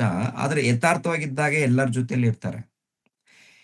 ಆ ಕಾಲದಲ್ಲಿ ಏನಪ್ಪಾ ಅಂದ್ರೆ ಪ್ರತ್ಯೇಕವಾಗಿ ಮೋಶೆ ಬಳಿಯಲ್ಲಿ ಇದ್ದಾಗ ಏನಾದ್ರೂ ವಿಚಾರ ಮಾಡ್ಬೇಕಾದ್ರೆ ಮೋಶೆ ಬಳಿಯಲ್ಲಿ ಹೋಗ್ಬೇಕಾಗತ್ತೆ. ಆದ್ರೆ ಇವರು ಏನಂದ್ಕೊಳ್ತಾ ಇದ್ದಾರೆ ಅಂದ್ರೆ, ಮೋಶೆ ವಿಷಯದಲ್ಲಿ ನಿಮ್ಗೆ ಸಾಕಾಗಿದೆ. ದೊಡ್ಡವರು, ಒಂದು ರೀತಿಯಲ್ಲಿ ವಯಸ್ಸಿನಲ್ಲಿ ದೊಡ್ಡವರು, ವಿಚಾರ ಮಾಡೋರು, ವಿಚಾರಕರ್ತರಂತೆ, ಹಿರಿಯರು ಅಂತೆ.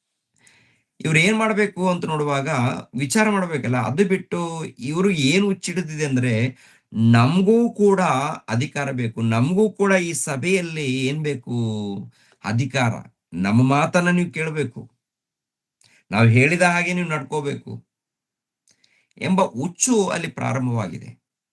ಅದೇನಪ್ಪ ಅಂದ್ರೆ, ಇಂಥ ದುರಾಲೋಚನೆಗಳು ಸೈತಾನನ ಮೂಲಕ ಹೃದಯದಲ್ಲಿ ಹುಟ್ಟುತ್ತಾ ಇರುತ್ತೆ. ಹುಟ್ಟಿದಾಗ, ದುರಾಲೋಚನೆಗಳು ಹುಟ್ಟಿದಾಗ, ಸಭೆಗೆ ವಿರುದ್ಧವಾದಂತ ಆಲೋಚನೆಗಳು ಹುಟ್ಟಿದಾಗ, ದೇವರಿಗೆ ವಿರುದ್ಧವಾದಂತ ಆಲೋಚನೆಗಳು ಹುಟ್ಟಿದಾಗ ಈಗಿನ ಕಾಲದಲ್ಲಿ ನಾವ್ ಏನ್ ಮಾಡ್ಕೋಬೇಕು ಅಂತ, ಯಾವಾಗ ಹುಟ್ಟುತ್ತೋ ಅವಾಗ್ಲೇನೆ ವಾಕ್ಯದ ಮೂಲಕ, ವಾಕ್ಯವೆಂಬ ಖಡ್ಗದ ಮೂಲಕ ತೆಗೆದುಹಾಕೋಬೇಕು. ಇಲ್ಲಾಂದ್ರೆ ದೊಡ್ಡದಾಗತ್ತೆ. ಅದು ದೊಡ್ಡದಾದಾಗ ಇವ್ರ ತರ ಪ್ರವರ್ತನೆ ಮಾಡ್ತಾರೆ.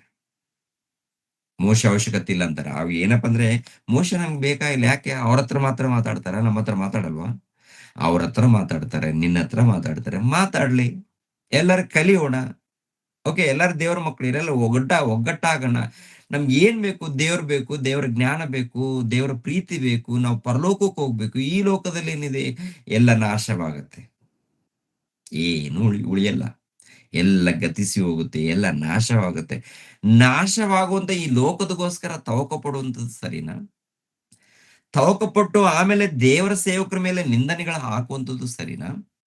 ದೇವರ ಸೇವಕರು ನಿಜವಾಗ್ಲೂ ಯಥಾರ್ಥವಾಗಿ ಸೇವೆ ಮಾಡ್ತಾ ಇದಾರೆ ಇಲ್ಲ ಅಂತ ನೋಡಿ ಮುಂದೆ ಹೋಗ್ಬೇಕಾಗತ್ತೆ. ಯಾರ ಮೇಲೆ ನಿಂದನೆಗಳು ಹಾಕುವಂತ ಅವಶ್ಯಕತೆನೇ ಇಲ್ಲ. ಯಾಕೆಂದ್ರೆ ತೀರ್ಪು ದೇವ್ರು ಮಾಡ್ತಾರಲ್ಲ. ಇವಾಗ ನಾವು ಖಂಡಿಸ್ತಾ ಇರ್ತೀವಿ, ವಾಕ್ಯಕ್ಕೆ ವಿರುದ್ಧವಾಗಿ ಬೋಧನೆ ಮಾಡಿದಾಗ ಖಂಡಿಸ್ತೀವಿ. ಯಾಕೆ ಖಂಡಿಸ್ತೀವಿ ಅಂದ್ರೆ, ವಾಕ್ಯಕ್ಕೆ ವಿರುದ್ಧವಾಗಿ ಬೋಧನೆ ಮಾಡಿದ್ರೆ ಆ ಬೋಧನೆಯನ್ನು ಕೇಳಿ ಅನೇಕರು ಮೋಸ ಹೋಗ್ತಾರೆ. ಮೋಸ ಹೋದಾಗ ನಷ್ಟವಾಗುತ್ತೆ. ಅದಕ್ಕೆ ವಾಕ್ಯದ ಮೂಲಕ ಖಂಡಿಸ್ತಿರ್ತೀವಿ. ಹಾಗಂತೇಳಿ ಅವ್ರ ಮೇಲೆ ಚಾಡಿ ಹೇಳ್ಕೊಂಡು, ಇಲ್ಲಪ್ಪ ಅಂದ್ರೆ ಅವ್ರು ಸರಿ ಇಲ್ಲ, ಇವ್ರು ಸರಿ ಇಲ್ಲ, ಅವ್ರ ಹತ್ರ ಹೋಗ್ಬೇಡ, ಹಾಗೆ ಏನ್ ಹೇಳಕ್ ಹೋಗಲ್ಲ ನಾವು. ನಿಮ್ಗೆ ಏನಂದ್ರೆ ನಿಮ್ಗೆ ಸ್ವಾತಂತ್ರ್ಯ, ನಿಮ್ಗೆ ಏನಿದೆ, ಸ್ವಾತಂತ್ರ್ಯ ಇದೆ. ದೇವ್ರು ಸ್ವಾತಂತ್ರ್ಯ ಕೊಟ್ಟಿದ್ದಾರೆ. ನೀವು ಎಲ್ಲಿ ಸಭೆಗೆ ಹೋದ್ರು, ಎಲ್ಲಿ ಸಭೆಯಲ್ಲಿದ್ರು, ಆ ಸೇವಕರು ಹೇಗಿದ್ರು, ನೀವು ವಾಕ್ಯವನ್ನ ಕೇಳಿ ವಾಕ್ಯಕ್ಕೆ ವಿಧೇಯರಾಗಿ ಜಾಗೃತಿಯಿಂದ ಇರಿ. ನಿಮ್ಮ ಭಕ್ತಿಯನ್ನ ಕಾಪಾಡಿಕೊಳ್ಳಿ, ದೇವರ ಪ್ರೀತಿಯನ್ನ ಕಾಪಾಡಿಕೊಳ್ಳಿ, ನಂಬಿಕೆಯನ್ನ ಕಾಪಾಡಿಕೊಳ್ಳಿ, ದೇವರ ವಾಕ್ಯಗಳನ್ನ ಕಲ್ತ್ಕೊಳ್ಳಿ. ಇಂಥವ್ರು ಗುಣವುಳ್ಳವ್ರು ಕಂಡಾಗ ಚಾಡಿ ಮಾತುಗಳು ಅದು ಇದು ಹೇಳ್ತಾ ಇರ್ತಾರೆ ನೋಡಿ, ಅಂತವ್ರ ವಿಷಯದಲ್ಲಿ ನೀವು ಜಾಗೃತಿಯಾಗಿದ್ದು ನಿಮ್ಮ ನಂಬಿಕೆಯನ್ನ ಕಾಪಾಡಿಕೊಳ್ಳೋದಕ್ಕೆ ಪ್ರಯತ್ನ ಮಾಡಿ. ಯಾಕೆಂದ್ರೆ ಪದೇ ಪದೇ ಯಾಕೆ ಹೇಳ್ತಾ ಇದ್ದೀನಿ ಅಂದ್ರೆ, ನಾವು ಆತ್ಮಿಕವಾಗಿ ಬೆಳಿಬೇಕು, ದೇವರ ಸೇವೆಯಲ್ಲಿ ಬೆಳಿಬೇಕು, ದೇವರ ಸೇವೆಯಲ್ಲಿ ಇರ್ಬೇಕು. ದೇವರ ಸೇವೆಯಲ್ಲಿ ಇವೆಲ್ಲ ಕೆಡಿಸ್ತಾ ಇರ್ತದೆ, ನಮ್ಮ ಮನಸ್ಸುಗಳನ್ನೇ ಕೆಡಿಸ್ತಾ ಇರ್ತವೆ. ಯಾರಪ್ಪ ಅಂತ ನೋಡೋ, ನಮ್ಮ ಮಧ್ಯದಲ್ಲಿ ಇದ್ದವ್ರೆ. ನಮ್ಮ ಮಧ್ಯದಲ್ಲಿ ಅಣ್ಣ ಆಗಿರ್ಬೋದು, ತಮ್ಮ ಆಗಿರ್ಬೋದು, ಅಕ್ಕ ಆಗಿರ್ಬೋದು, ತಂಗಿ ಆಗಿರ್ಬೋದು, ಯಾರೇ ಆಗಿರ್ಬೋದು. ಯಾರು ಏನ್ ಮಾತಾಡಿದ್ರು ಕೂಡ ನಮ್ಮ ಭಕ್ತಿ, ನಮ್ಮ ನಂಬಿಕೆ ಕೆಡಬಾರದು. ಇದನ್ನ ಗಮನದಲ್ಲಿ ಇಟ್ಕೊಳ್ಳಿ. ಯಾರಾದ್ರೂ ಬಂದು ಫೋನ್ ಮಾಡಿ ಅಲೋ ಅವ್ರು ಸರಿ ಇಲ್ಲ ಇವ್ರು ಸರಿ ಇಲ್ಲ ಅಂತೇಳಿ ಈ ರೀತಿ ಮಾತಾಡಿದಪ್ಪ ಅಂದ್ರೆ, ಮೊದಲನೇದಾಗಿ ಏನಮ್ಮ ದೇವ್ರ ವಾಕ್ಯ ಏನಾದಿದ್ರೆ ಮಾತಾಡಿ, ದೇವ್ರ ವಚನಗಳೇನಾದಿದ್ರೆ ಮಾತಾಡಿ. ಒಂದ್ ವೇಳೆ ನಿಮ್ಗೆ ಟೈಮ್ ಇದ್ರೆ ಕೇಳೋ ಸ್ಥಿತಿ ನಿಮ್ಗಿದ್ರೆ ದೇವ್ರ ವಾಕ್ಯ ಇದ್ರೆ ಮಾತಾಡಿಮ್ಮ. ಇನ್ನೊಬ್ರ ಬಗ್ಗೆ ನಮ್ಗೆ ಯಾಕೆ ಬೇಕು? ಇನ್ನೊಬ್ರ ಬಗ್ಗೆ ನನ್ಗೆ ಯಾಕೆ ಬೇಕು ಬ್ರದರ್? ಯಾಕೆ ಬೇಕು ಬ್ರದರ್? ಅವ್ರಿಗೋಸ್ಕರ ಪ್ರಾರ್ಥನೆ ಮಾಡೋಣ, ಇವ್ರಿಗೋಸ್ಕರ ಪ್ರಾರ್ಥನೆ ಮಾಡೋಣ. ನಮ್ಮ ಆತ್ಮಗಳನ್ನು ನಾವು ಕಾಪಾಡಿಕೊಳ್ಳೋಣ ಅಂತಿರ್ಬೇಕು. ನೋಡಿ, ಎಂತೆಂಥವ್ರು ಸೇವಕರನ್ನೇ ಬಿಟ್ಟಿಲ್ಲ, ದೊಡ್ಡ ದೊಡ್ಡ ಸೇವಕರನ್ನ. ದಾವಿದನನ್ನ ಅವಮಾನಪಡಿಸಿದ್ದಾರೆ, ಇನ್ಯಾರಪ್ಪ ಸೊಲೊಮೋನನನ್ನ ಅವಮಾನಪಡಿಸಿದ್ದಾರೆ, ಸಮುವೇಲನನ್ನ ಅವಮಾನಪಡಿಸ್ತಾರೆ, ಕೊನೆಯದಾಗಿ ಯೇಸು ಕ್ರಿಸ್ತರನ್ನ ಅವಮಾನಪಡಿಸ್ತಾರೆ, ಪವಿತ್ರ ಆತ್ಮನನ್ನು ಅವಮಾನಪಡಿಸ್ತಾರೆ. ಅಂತ ಜನ ಇದ್ದಾರೆ ಲೋಕದಲ್ಲಿ. ಆದ್ದರಿಂದ ಇಂಥ ಜನಗಳ ಮಧ್ಯದಲ್ಲಿ ನಾವು ದೇವರ ಚಿತ್ತವನ್ನ ನೆರವೇರಿಸಬೇಕಾದ್ರೆ ದೇವರ ಪ್ರೀತಿಯಲ್ಲಿ ನೆಲೆಗೊಂಡಿರ್ಬೇಕು. ದೇವರ ಪ್ರೀತಿಯಲ್ಲಿ ನೆಲೆಗೊಂಡಿದ್ದೀವಿ ಅನ್ನೋದಕ್ಕೆ ರುಜುಗಳೇನಪ್ಪ ಅಂತ ನೋಡುವಾಗ ಇಲ್ಲಿ ಯೇಸು ಪ್ರಭು ಹೇಳುವಂತ ಮಾತು ಗಮನಿಸಬೇಕು. ಅದೇ 15ನೇ ಅಧ್ಯಾಯ 10ನೇ ವಚನದಲ್ಲಿ ಓದಿದೀವಲ್ಲ, 9ನೇ ವಚನ 10ನೇ ವಚನ 11ನೇ ವಚನ ಓದೋಣ. 9, 10, 11 ನಾನು ಓದ್ತೀನಿ. ಸಮಯ ಆಯ್ತಲ್ಲ, ನಾನು ಓದ್ತೀನಿ. ತಂದೆ ನನ್ನನ್ನು ಪ್ರೀತಿಸಿದ ಹಾಗೆ ನಾನು ನಿಮ್ಮನ್ನು ಪ್ರೀತಿಸಿದ್ದೇನೆ, ನನ್ನ ಪ್ರೀತಿಯಲ್ಲಿ ನೆಲೆಗೊಂಡಿರ್ರಿ, ನನ್ನ ಪ್ರೀತಿಯಲ್ಲಿ ನೆಲೆಗೊಂಡಿರ್ರಿ ಅಂತಾರೆ ಪ್ರಭು ಅಂತಾರೆ. ನನ್ನ ಪ್ರೀತಿಯಲ್ಲಿ ನೆಲೆಗೊಂಡಿರ್ರಿ. ನೆಲೆಗೊಂಡಿರ್ರಿ ಅಂತಂದ್ರೆ ಹೇಗೆ ನೆಲೆಗೊಂಡಿರ್ಬೇಕು? ನಾನು ನನ್ನ ತಂದೆಯ ಆಜ್ಞೆಗಳನ್ನ ಕೈಗೊಂಡು ನಡೆದು ಆತನ ಪ್ರೀತಿಯಲ್ಲಿ ನೆಲೆಗೊಂಡಿರುವ ಪ್ರಕಾರ. ನಾನು ದೇವರ ಪ್ರೀತಿಯಲ್ಲಿ ನೆಲೆಗೊಂಡಿದ್ದೀನಿ, ನನ್ನ ತಂದೆ ಇದ್ದಾರೆ, ಆತನ ಪ್ರೀತಿಯಲ್ಲಿ ನೆಲೆಗೊಂಡಿದ್ದೀನಿ ಅಂದ್ರೆ ಕಾರಣ ಏನಪ್ಪ ಅಂದ್ರೆ ಆತನ ಏನ್ ಹೇಳಿದ್ದಾರೋ ಆಜ್ಞೆಗಳಿಗೆ ನಾನು ಒಳಪಟ್ಟಿದ್ದೀನಿ. ಇವಾಗ ನೀವೇನ್ ಮಾಡ್ಬೇಕು ಅಂತ ಹೇಳ್ತಾರೆ ಕೆಳಗಡೆ ಮಾತು. ನೀವೇನಂತಾರೆ? ನೀವು ನನ್ನ ಆಜ್ಞೆಗಳನ್ನ ಕೈಗೊಂಡು ನಡೆದರೆ ನನ್ನ ಪ್ರೀತಿಯಲ್ಲಿ ನೆಲೆಗೊಂಡಿದ್ದೀರಿ, ನನ್ನ ಪ್ರೀತಿಯಲ್ಲಿ ನೆಲೆಗೊಂಡಿರುವಿರಿ. ನೋಡಿದ್ರ? ಗಮನಿಸ್ಬೇಕು.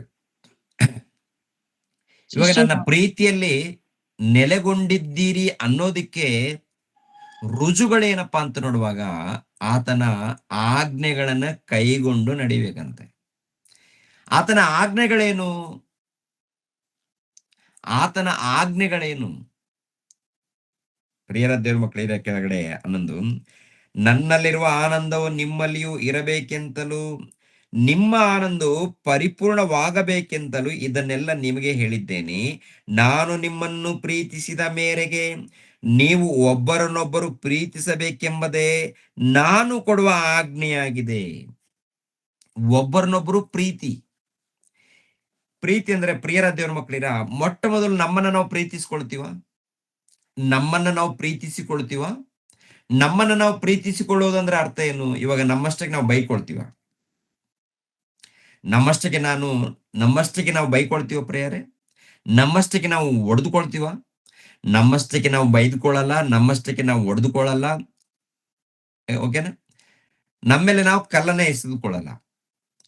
ನಾವೇನ್ ಮಾಡ್ತೀವಿ? ಇನ್ನೊಬ್ಬರನ್ನ ಅವಮಾನ ಪಡಿಸ್ತಾ ಇರ್ತೀವಿ, ಇನ್ನೊಬ್ಬರಿಗೆ ಬೈತಾ ಇರ್ತೀವಿ, ಇನ್ನೊಬ್ಬರ ತಪ್ಪುಗಳನ್ನ ನೋಡ್ತಾ ಇರ್ತೀವಿ. ಯಾಕಂದ್ರೆ ನೋಡಿ, ಯೇಸು ಪ್ರಭು ಹೇಳುವಂತ ಮಾತು ಗಮನಿಸ್ಬೇಕು.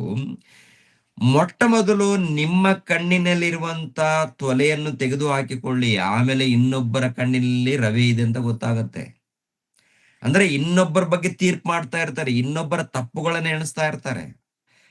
ಅದಕ್ಕೆ ಕಪಟಿಗಳೇ, ಮೊಟ್ಟ ಮೊದಲು ನಿಮ್ಮ ಕಣ್ಣಿನಲ್ಲಿ ತೊಲೆ ದೊಡ್ಡದಿದೆ ನಿಮ್ಮ ಕಣ್ಣಿನಲ್ಲಿ. ಅಂದ್ರೆ ನಿಮ್ಮ ಜೀವಿತದಲ್ಲಿ ದೊಡ್ಡ ತಪ್ಪುಗಳು, ದೊಡ್ಡ ಪಾಪಗಳಿದೆ, ಅದನ್ನ ತೆಗೆದುಹಾಕೊಳ್ಳಿ. ಅದನ್ನ ತೆಗೆದುಹಾಕಿಕೊಳ್ಳದೆ ಇನ್ನೊಬ್ಬರ ಬಗ್ಗೆ ವಿಚಾರ ಮಾಡೋದು ಯಾಕೆ? ನೀವು ಅವಶ್ಯಕತೆ ಏನಿದೆ? ಮೊಟ್ಟ ಮೊದಲು ನಮ್ಮ ತಪ್ಪುಗಳನ್ನ ಸರಿಪಡಿಸಿಕೊಂಡು ವಿಧೇಯರಾಗಿ ದೇವರಿಗೆ ಒಳಪಟ್ಟು ಬದುಕಿದಾಗ ಅದು ಅದ್ಭುತವಾದಂತ ಪ್ರೀತಿ ಅಂತಾರೆ. ನಮ್ಮ ತಪ್ಪುಗಳೇ ಸರಿಪಡಿಸಿಕೊಂಡಿಲ್ಲ, ನಮ್ಮ ಪ್ರವರ್ತನೆಯೇ ಸೆಟ್ ಆಗಿಲ್ಲ, ನಮ್ಮ ಪ್ರವರ್ತನೆ ಸರಿಯಾಗಿಲ್ಲ. ಮನೇಲಿ ನೋಡುವಾಗ ಚಿಕ್ಕ ಚಿಕ್ಕ ವಿಷಯಕ್ಕೆ ಜಗಳ ಆಡ್ತಾ ಇರ್ತಾರೆ, ಗೋಳಾಡ್ತಾ ಇರ್ತಾರೆ, ಗುಣಗುಟ್ಟುತ್ತಾ ಇರ್ತಾರೆ, ಪೇಚಾಡ್ತಾ ಇರ್ತೀರಿ. ಯಾರ ಮೇಲೆ? ಇನ್ನೊಬ್ಬರ ಮೇಲೆ ಪೇಚಾಡ್ತಾ ಇರ್ತಾರೆ, ಗುಣಗೊಟ್ಟುತ್ತಾ ಇರ್ತಾರೆ, ಕೋಪ ಮಾಡ್ಕೊಳ್ತಾ ಇರ್ತಾರೆ, ಚಾಡಿ ಹೇಳ್ತಾ ಇರ್ತಾರೆ. ಹೀಗಿದ್ದಾಗ ದೇವರ ಪ್ರೀತಿಯಲ್ಲಿ ನೆಲೆಗೊಂಡಿದ್ದಾರ? ದೇವರ ಪ್ರೀತಿಯಲ್ಲಿ ನಾವು ನೆಲೆಗೊಂಡಿದ್ದೀವ? ನಾವೆಲ್ಲರೂ, ನನ್ನಲ್ಲಿ ಕೂಡ ತಪ್ಪುಗಳಿದ್ರೆ ಮೊಟ್ಟ ಮೊದಲು ನಾನು ನನ್ನ ತಪ್ಪುಗಳನ್ನು ವಿಚಾರ ಮಾಡ್ತಾ ಇರ್ತೀನಿ ನನ್ನ ಹೃದಯದಲ್ಲಿ.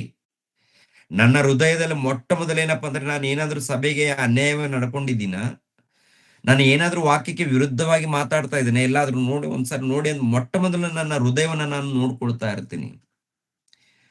ನನ್ನ ಜೀವಿತವನ್ನ ನಾನು ಪರೀಕ್ಷೆ ಮಾಡ್ಕೊಳ್ತೇನೆ. ಅದನ್ನ ಹೇಳ್ತಾರೆ ದೇವ್ರು ಹೇಳುವಂತದ್ದು ಏನಪ್ಪ ಅಂದ್ರೆ, ಮೊಟ್ಟ ಮೊದಲು ನಿಮ್ಮನ್ನ ನೀವು ನೋಡ್ಕೊಳ್ಳಿ. ಭಕ್ತಿಯಲ್ಲಿ ಇದ್ದೀರಾ ಇಲ್ವಾ? ನಂಬಿಕೆಯಲ್ಲಿ ಇದ್ದೀರಾ ಇಲ್ವಾ? ನೋಡಿಕೊಳ್ಳಿ. ತಪ್ಪುಗಳಿದ್ರೆ ಟಕ್ಕಂತ ಅವಾಗಿ ತಕ್ಷಣ ನೀವು ಎಲ್ಲಾದ್ರೂ ಪ್ರಯಾಣ ಮಾಡ್ತಾ ಇದ್ದೀರಾ, ದೇವರ ಪ್ರಾರ್ಥನೆ ಮಾಡ್ಕೊಳ್ಳಿ, ದೇವರ ಧ್ಯಾನದಲ್ಲಿರಿ. ಯಾಕಂದ್ರೆ ಕೆಲಸ ಮಾಡುವಾಗ್ಲೂ, ಇಲ್ಲಾಂದ್ರೆ ಯಾರ ಬಳಿಯಲ್ಲೋ ಮಾತಾಡುವಾಗ್ಲೂ, ಇಲ್ಲಾಂದ್ರೆ ಏನೋ ಒಟ್ಟಿನಲ್ಲಿ ಇನ್ನೊಬ್ಬರಿಗೆ ಬೈಯುವಂಥದ್ದು ಏನೋ ನಡೀತಾ ಇರುತ್ತೆ, ಆ ಸಮಯದಲ್ಲಿ ಸೀದಾ ದೇವರ ಬಳಿಯಲ್ಲಿ ಹೋಗಿ, ಅಂದ್ರೆ ನೀವು ಎಲ್ಲಿರ್ತೀರೋ ಅದೇ ಸ್ಥಳದಲ್ಲಿ 1-2 ನಿಮಿಷ, ಅಪ್ಪ ನನ್ನ ಕ್ಷಮಿಸ್ಬಿಡಿ ಅಪ್ಪ, ನಿಮ್ಮ ಮನಸ್ಸನ್ನ ನಾನು ನೋಯಿಸಿದ್ದೀನಿ, ಯಾಕಂದ್ರೆ ನಿಮ್ಮ ಆಜ್ಞೆಗಳನ್ನ ನಾನು ಮೀರಿದೀನಪ್ಪ ಅಂತೇಳಿ ಆ ಕ್ಷಣದಲ್ಲಿ ನಾವು ಪ್ರಾರ್ಥನೆ ಮಾಡಿಕೊಳ್ಳುವಂಥದ್ದು ಕಲಿಬೇಕು. ನಮ್ಮ ತಪ್ಪುಗಳನ್ನ ಒಪ್ಪಿಕೊಂಡು, ಅಂದ್ರೆ ದೇವರ ಬಳಿಯಲ್ಲಿ ಕ್ಷಮಾಪಣೆ ಹೊಂದುವಂಥದ್ದು ಕಲಿಬೇಕು. ಕಲ್ತು ತಪ್ಪು ಮಾಡೋದು ಬಿಡಬೇಕು. ಅದಕ್ಕೆ ಇದರಲ್ಲಿ ಯುವಕರು ಪರೀಕ್ಷೆ ಬರೆದವ್ರು ಬಹಳ ಮಂದಿ ಇದ್ದೀರಾ. ಎಲ್ಲಾರು ಏನಪ್ಪಾ ಅಂದ್ರೆ, ಮುಂದಿನ ದಿನಗಳಲ್ಲಿ ನೀವು ಬಹಳ ಸೇವೆ ಮಾಡಬೇಕಾಗಿದೆ. ಮನೆಗೆ ಹೋಗಿ ಕರ್ನಾಟಕದಲ್ಲಿ ಅನೇಕರನ್ನ ಕಾಪಾಡಬೇಕಾಗಿದೆ, ಅನೇಕರನ್ನು ಸತ್ಯದ ಮಾರ್ಗದಲ್ಲಿ ನಡೆಸಬೇಕಾಗಿದೆ, ರಕ್ಷಣೆ ಮಾರ್ಗದಲ್ಲಿ ನಡೆಸಬೇಕಾಗಿದೆ. ಅಂತ ಕಾರ್ಯವನ್ನ ನೀವು ಮಾಡ್ಬೇಕಾದ್ರೆ ಏನ್ರಿ, ನೀವು ಜಾಗ್ರತೆ ಪಡ್ಬೇಕು. ಯಾಕಂದ್ರೆ ಸೈತಾನ್ ಬಿಡ್ತಾ ಇರ್ತಾನೆ. ಸೈತಾನನ ಉದ್ದೇಶ ಏನಪ್ಪಾ ಅಂತಂದ್ರೆ, ಸಭೆಯನ್ನು ಹೇಗಾದ್ರೂ ಮಾಡಿ ಕೆಡಿಸ್ಬೇಕು. ಏನ್ರಿ, ಈ ಲೋಕದಲ್ಲಿ ಮುಖ್ಯವಾದದ್ದು ಸತ್ಯವಾದ ಸಭೆ ಎಲ್ಲಿದೆ?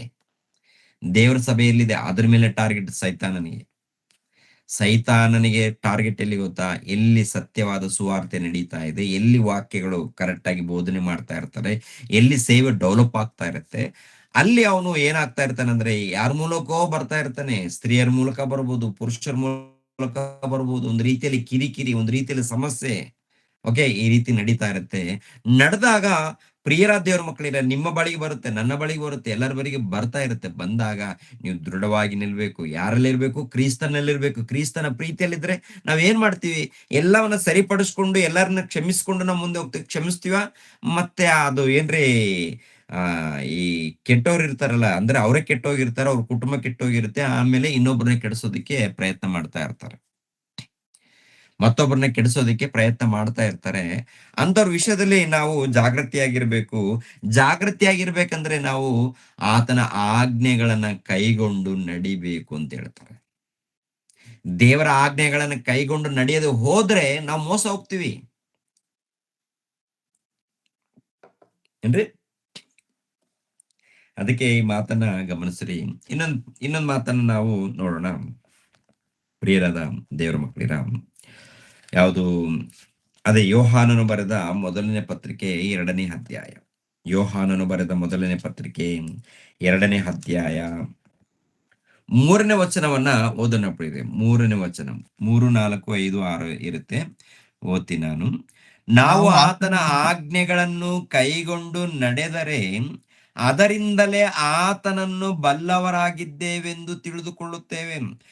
ಆತನನ್ನು ಬಲ್ಲೆನೆಂದು ಹೇಳಿ ಆತನ ಆಜ್ಞೆಗಳನ್ನ ಕೈಗೊಳ್ಳದೆ ನಡೆಯುವವನು ಸುಳ್ಳುಗಾರನಾಗಿದ್ದಾನೆ, ಸತ್ಯವೆಂಬುದು ಅವನಲ್ಲಿಲ್ಲ. ಯಾವನಾದರೂ ಆತನ ವಾಕ್ಯವನ್ನ ಕೈಗೊಂಡು ನಡೆದರೆ ಅವನಲ್ಲಿ ನಿಜವಾಗಿ ದೇವರ ಮೇಲಣ ಪ್ರೀತಿಯು ಪರಿಪೂರ್ಣವಾಗಿದೆ. ದೇವರ ಮೇಲಣ ಪ್ರೀತಿಯು ಪರಿಪೂರ್ಣವಾಗಿದೆ. ಅಂದ್ರೆ ಯೇಸು ಕ್ರಿಸ್ತರ ಪ್ರೀತಿಯಲ್ಲಿ ನೆಲೆಗೊಂಡಿದ್ದೀವಿ ನಾವು, ಆತನಲ್ಲಿ ನೆಲೆಗೊಂಡಿದ್ದೀವಿ, ಆತನನ್ನು ಬಲ್ಲವರಾಗಿದ್ದೀವಿ, ದೇವರನ್ನ ಬಲ್ಲವರಾಗಿದ್ದೀವಿ, ಪವಿತ್ರಾತ್ಮನನ್ನ ಬಲ್ಲವರಾಗಿದ್ದೀವಿ ಅಂತೇಳಿ ನಾವು ಅಂದುಕೊಂಡ್ರೆ, ಆತನ ಪ್ರೀತಿಯಲ್ಲಿ ನಾವು ನೆಲೆಗೊಂಡಿದ್ದೀವಿ ಅಂತೇಳಿ ನಾವು ಮಾತಾಡ್ಕೊಂಡ್ರೆ, ಆತನ ಆಜ್ಞೆಗಳನ್ನ ಕೈಗೊಂಡು ನಡಿಬೇಕಂತೆ. ಆತನ ಆಜ್ಞೆಗಳು ಕೈಗೊಂಡು ನಡಿಬೇಕಂತೆ. ಆತನ ಆಜ್ಞೆಗಳೇನು? ಶತ್ರುಗಳನ್ನೇ ಪ್ರೀತಿಸ್ಬೇಕಂತ ಹೇಳ್ತಾರಲ್ಲ, ಪ್ರೀತಿಸ್ತಿದೀವ ಏನ್ರಿ ಪ್ರಿಯರ ದೇವ್ರ ಮಕ್ಳು? ಮನೇಲಿದ್ದವ್ರು ಶತ್ರುಗಳ? ಮನೇಲಿ ಇರ್ತಾರೆ ಶತ್ರುಗಳ? ಸಭೆಯಲ್ಲಿ ಯಾರಾದ್ರೂ ಶತ್ರುಗಳು ಇರ್ತಾರೆ ಏನ್ರಿ ಪ್ರಿಯರೇ? ಇದು ದೇವರ ಮನೆ, ಹೌದಲ್ವಾ? ಯಾರ ಮನೆ? ದೇವರ ಮನೆ. ದೇವರ ಮನೆ ಅಂದ್ರೆ ಎಲ್ಲರ ಅಣ್ಣ ತಮ್ಮಂದ್ರು, ಅಕ್ಕ ತಂಗಿರು ಎಲ್ಲಾರು ಒಂದೇ. ಎಲ್ಲರೂ ಒಗ್ಗಟ್ಟಾಗಿ ನಾವು ಇದ್ದಾಗ ಇದರಲ್ಲಿ ಯಾರಾದ್ರೂ ಶತ್ರುಗಳಿದ್ದಾರ ನಮ್ಗೆ? ಶತ್ರುಗಳಿಲ್ಲ, ಆದ್ರೆ ಮುಖ ಮಾತ್ರ ಅವ್ರ ಮೇಲೆ ವಿಕಾರ ಆಗಿರುತ್ತೆ. ಇವ್ರ ಮೇಲೆ ಒಂದು ರೀತಿಯಲ್ಲಿ ಇರುತ್ತೆ, ಅವ್ರ ಮೇಲೆ ಒಂದು ರೀತಿಯಲ್ಲಿ, ಇವ್ರ ಮೇಲೆ ಒಂದು ರೀತಿಯಲ್ಲಿ ಇರುತ್ತೆ. ನಮ್ಮ ಮಧ್ಯದಲ್ಲಿ ನಡೀತಾ ಇರುತ್ತಾ? ಇಷ್ಟಕ್ಕೆ ನಾವು ವಾಕ್ಯದಲ್ಲಿ ಇದ್ದೀವಾ? ವಾಕ್ಯದಲ್ಲಿದ್ದರೆ ಇನ್ನೊಬ್ಬರು ಯಾರೇ ಆಗ್ಲಿ, ಅವ್ರು ಯೇಸು ಕ್ರಿಸ್ತರ ಭಕ್ತರು, ತಪ್ಪು ಮಾಡಿದಾರ, ಅವ್ರ ದೇವರಿಗೆ ಲೆಕ್ಕ ಕೊಡ್ಬೇಕಾಗತ್ತೆ.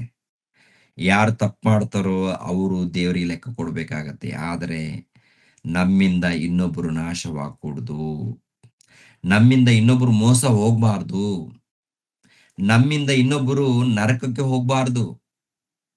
ನಮ್ಮ ಒಳ್ಳೆ ನಡವಳಿಕೆಯಿಂದ, ಒಳ್ಳೆ ಭಕ್ತಿಯಿಂದ, ಒಳ್ಳೆ ಪ್ರವರ್ತನೆಯಿಂದ ಇನ್ನೊಬ್ಬರು ದೇವರಿಗೆ ಹತ್ತಿರ ಆಗ್ಬೇಕು. ಏನ್ರಿ ಕೆಲವು ಸಾರಿ ನೋಡ್ಬೇಕು, ನನ್ಗೆ ದುಃಖ ಆಗುತ್ತೆ ರೀ. ಏನ್ರಿ ಕೆಲವರು ಮಾತಾಡಕ್ಕೂ ಬರಲ್ಲ, ಏನ್ ಮಾತಾಡ್ತಾರೋ ಗೊತ್ತಿಲ್ಲ, ಬರೀ ಚಾಡಿ ಮಾತುಗಳು ಹೇಳ್ಕೊಂಡು ತಿರುಗಾಡ್ತಾ ಇರ್ತಾರೆ ಕೆಲವರು. ಎಲ್ಲರಲ್ಲ ಪ್ರೇರಿ, ಎಲ್ಲರ ಬಗ್ಗೆ ನಾನು ಹೇಳ್ತಾ ಇಲ್ಲ, ನನ್ನ ದೃಷ್ಟಿಯಲ್ಲಿ ಕೆಲವರು ಬಿದ್ದಿರ್ತಾರೆ ಅಂತವ್ರು. ಅಂದ್ರೆ ಅಂತವ್ರ ಬಗ್ಗೆ ನಾನು ಪ್ರಾರ್ಥನೆ ಮಾಡ್ತೀನಿ, ದ್ವೇಷ ಮಾಡಲ್ಲ, ದ್ವೇಷ ಮಾಡೋದಿಲ್ಲ, ಇನ್ನೂ ಪ್ರಾರ್ಥನೆ ಮಾಡ್ತಾ ಇರ್ತೀನಿ. ಆದ್ರೆ ಇನ್ನೊಬ್ರು ಕೆಟ್ಟೋಗ್ತಾರೆ ಅಂತೇಳಿ ನಾನು ಭಯ ಪಡ್ತಾ ಇರ್ತೀನಿ, ದುಃಖ ಇದೆ ನನ್ಗೆ. ಯಾಕಂದ್ರೆ ಒಂದು ಆತ್ಮ ತರೋದಕ್ಕೆ ಇವ್ರಿಗೆ ಶಕ್ತಿ ಇಲ್ಲ ರೀ, ಆದ್ರೆ ಕೆಡಿಸ್ತಾ ಇರ್ತಾರೆ. ಒಂದೇ ಒಂದು ಆತ್ಮವನ್ನ ಸಭೆಗೆ ಕರ್ಕೊಂಡ್ ಬರುವಷ್ಟು ಜ್ಞಾನ ಇರಲ್ಲ, ಆದ್ರೆ ಸಭೆಯಲ್ಲಿ ಬಂದಂತ ಆತ್ಮಗಳನ್ನ ಕೆಡಿಸ್ತಾ ಇರ್ತಾರೆ. ಎಲ್ಲಾ ಫೋನ್ ನಂಬರ್ಗಳನ್ನ ಕಲೆಕ್ಟ್ ಮಾಡ್ಕೊಂಡು, ನೀವು ಅಲ್ಲಿಗೆ ಹೋಗ್ಬೇಡಿ, ಅಲ್ಲಿ ಪ್ರೀತಿ ಇಲ್ಲ, ಇಲ್ಲಿಗೆ ಹೋಗ್ಬೇಡಿ, ಇಲ್ಲಿ ಪ್ರೀತಿ ಇಲ್ಲ. ಯಾಕೆ ಅಮ್ಮ, ನೀವ್ ಎಲ್ಲಿಗೆ ಹೋಗ್ತೀರಾ ಹೋಗಿ, ವಾಕ್ಯದ ಪ್ರಕಾರ ನೋಡ್ಕೊಳ್ಳಿ, ವಾಕ್ಯದ ಪ್ರಕಾರ ಇರಿ, ವಾಕ್ಯವನ್ನು ಕೇಳಿ, ಎಲ್ಲಾರ್ದು ಕೇಳಿ. ವಾಕ್ಯಕ್ಕೆ ವಿರುದ್ಧವಾಗಿರ್ತದ ಅವ್ರಿಗೆ ದೂರ ಇಟ್ಬಿಡಿ ಅವರನ್ನ. ವಾಕ್ಯವನ್ನು ಚೆನ್ನಾಗಿ ಕೇಳಿ, ದೇವರಿಗೆ ವಿಧೇಯರಾಗಿ, ಒಳಪಡಿ, ಸಭೆಯ ಸಹವಾಸದಲ್ಲಿರಿ.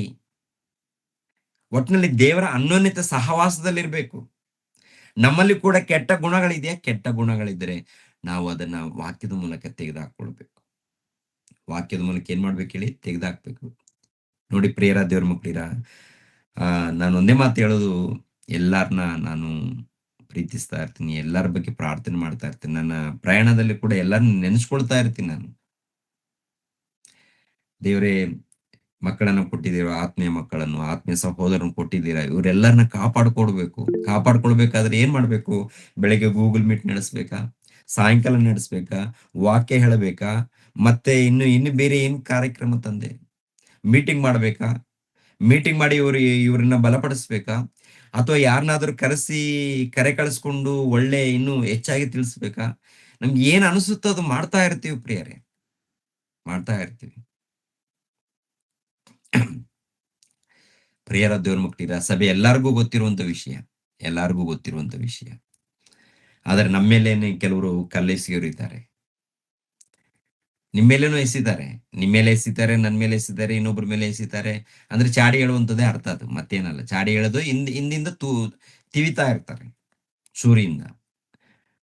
ಮುಂದೆ ಮುಖಾಮುಖಿಯಾಗಿ ಮಾತಾಡುವಾಗ ನಮ್ಮ ಒಳ್ಳೆ ಬ್ರದರ್ ಮುಖಾಮುಖಿಯಾಗಿ ಮಾತಾಡ್ತಾರಲ್ಲ, ಬಾ ಎಷ್ಟು ಒಳ್ಳೆ ಮನುಷ್ಯ ಆಯ್ತಾ, ಹಿಂದೆಗಡೆ ತಿವಿತಾ ಇರ್ತಾರೆ. ಜಾಗ್ರತೆ, ಯಾರು ಹೆಂಗನೇ ಇರ್ಲಿ, ಯಾರು ಏನಾದ್ರೂ ಮಾತಾಡ್ಕೊಳ್ಳಿ, ಏಸು ಕ್ರಿಸ್ತರ ಪ್ರೀತಿಯಲ್ಲಿ ನೆಲೆಗೊಳ್ಬೇಕು. ಅದಕ್ಕೆ ಹೇಳ್ತಾರೆ, ನಾವು ಆತನ ಆಜ್ಞೆಗಳನ್ನ ಕೈಗೊಂಡು ನಡೆದರೆ ಅದರಿಂದಲೇ ಆತನನ್ನು ಬಲ್ಲವರಾಗಿದ್ದೇವೆ ಎಂದು ತಿಳಿದುಕೊಳ್ಳುತ್ತೇವೆ. ಆತನನ್ನು ಬಲ್ಲೆನೆಂದು ಹೇಳಿ ಆತನ ಆಜ್ಞೆಗಳನ್ನ ಕೈಗೊಳ್ಳದೆ ನಡೆಯುವವನು ಸುಳ್ಳುಗಾರನು. ಆತನ ಆಜ್ಞೆಗಳಿಗೆ ಒಳಪಡದೆ ಹೋದರೆ ಸುಳ್ಳುಗಾರನು. ಆತನ ಪ್ರೀತಿಯಲ್ಲಿ ಇದ್ದೀನಂತ ಹೇಳಿ ವಿರುದ್ಧವಾಗಿ ನಡ್ಕೊಂಡ್ರೆ ಸುಳ್ಳುಗಾರನಾಗ್ತಾನಂತ ಹೇಳ್ತಾನೆ. ಸುಳ್ಳು ಅಂದ್ರೆ ಇವಾಗ ನೋಡಿ, ಈ ವಚನ ಎಷ್ಟೋ ಸಾರಿ ನಾವು ನೋಡಿದ್ದೀವಿ. ಒಂದ್ಸಾರಿ ಈ ವಚನದಲ್ಲಿ ಇದ್ದಂತ ಒಂದು ವಾಕ್ಯಕ್ಕೆ ವಿರುದ್ಧವಾಗಿ ನಮ್ಮಲ್ಲಿ ಇದ್ರೆ ನಾವು ಸುಳ್ಳುಗಾರರಾಗಿದ್ದೀವಿ ಅಂತ ಅರ್ಥ. ಏನದು? ಕೊರಿಂಥದವರಿಗೆ ಬರೆದ ಮೊದಲನೇ ಪತ್ರಿಕೆ 13ನೇ ಅಧ್ಯಾಯ 4ನೇ ವಚನ, ಪ್ರೀತಿ ಬಹು ತಾಳ್ಮೆ ಉಳ್ಳದ್ದು ಅಂತಾರೆ.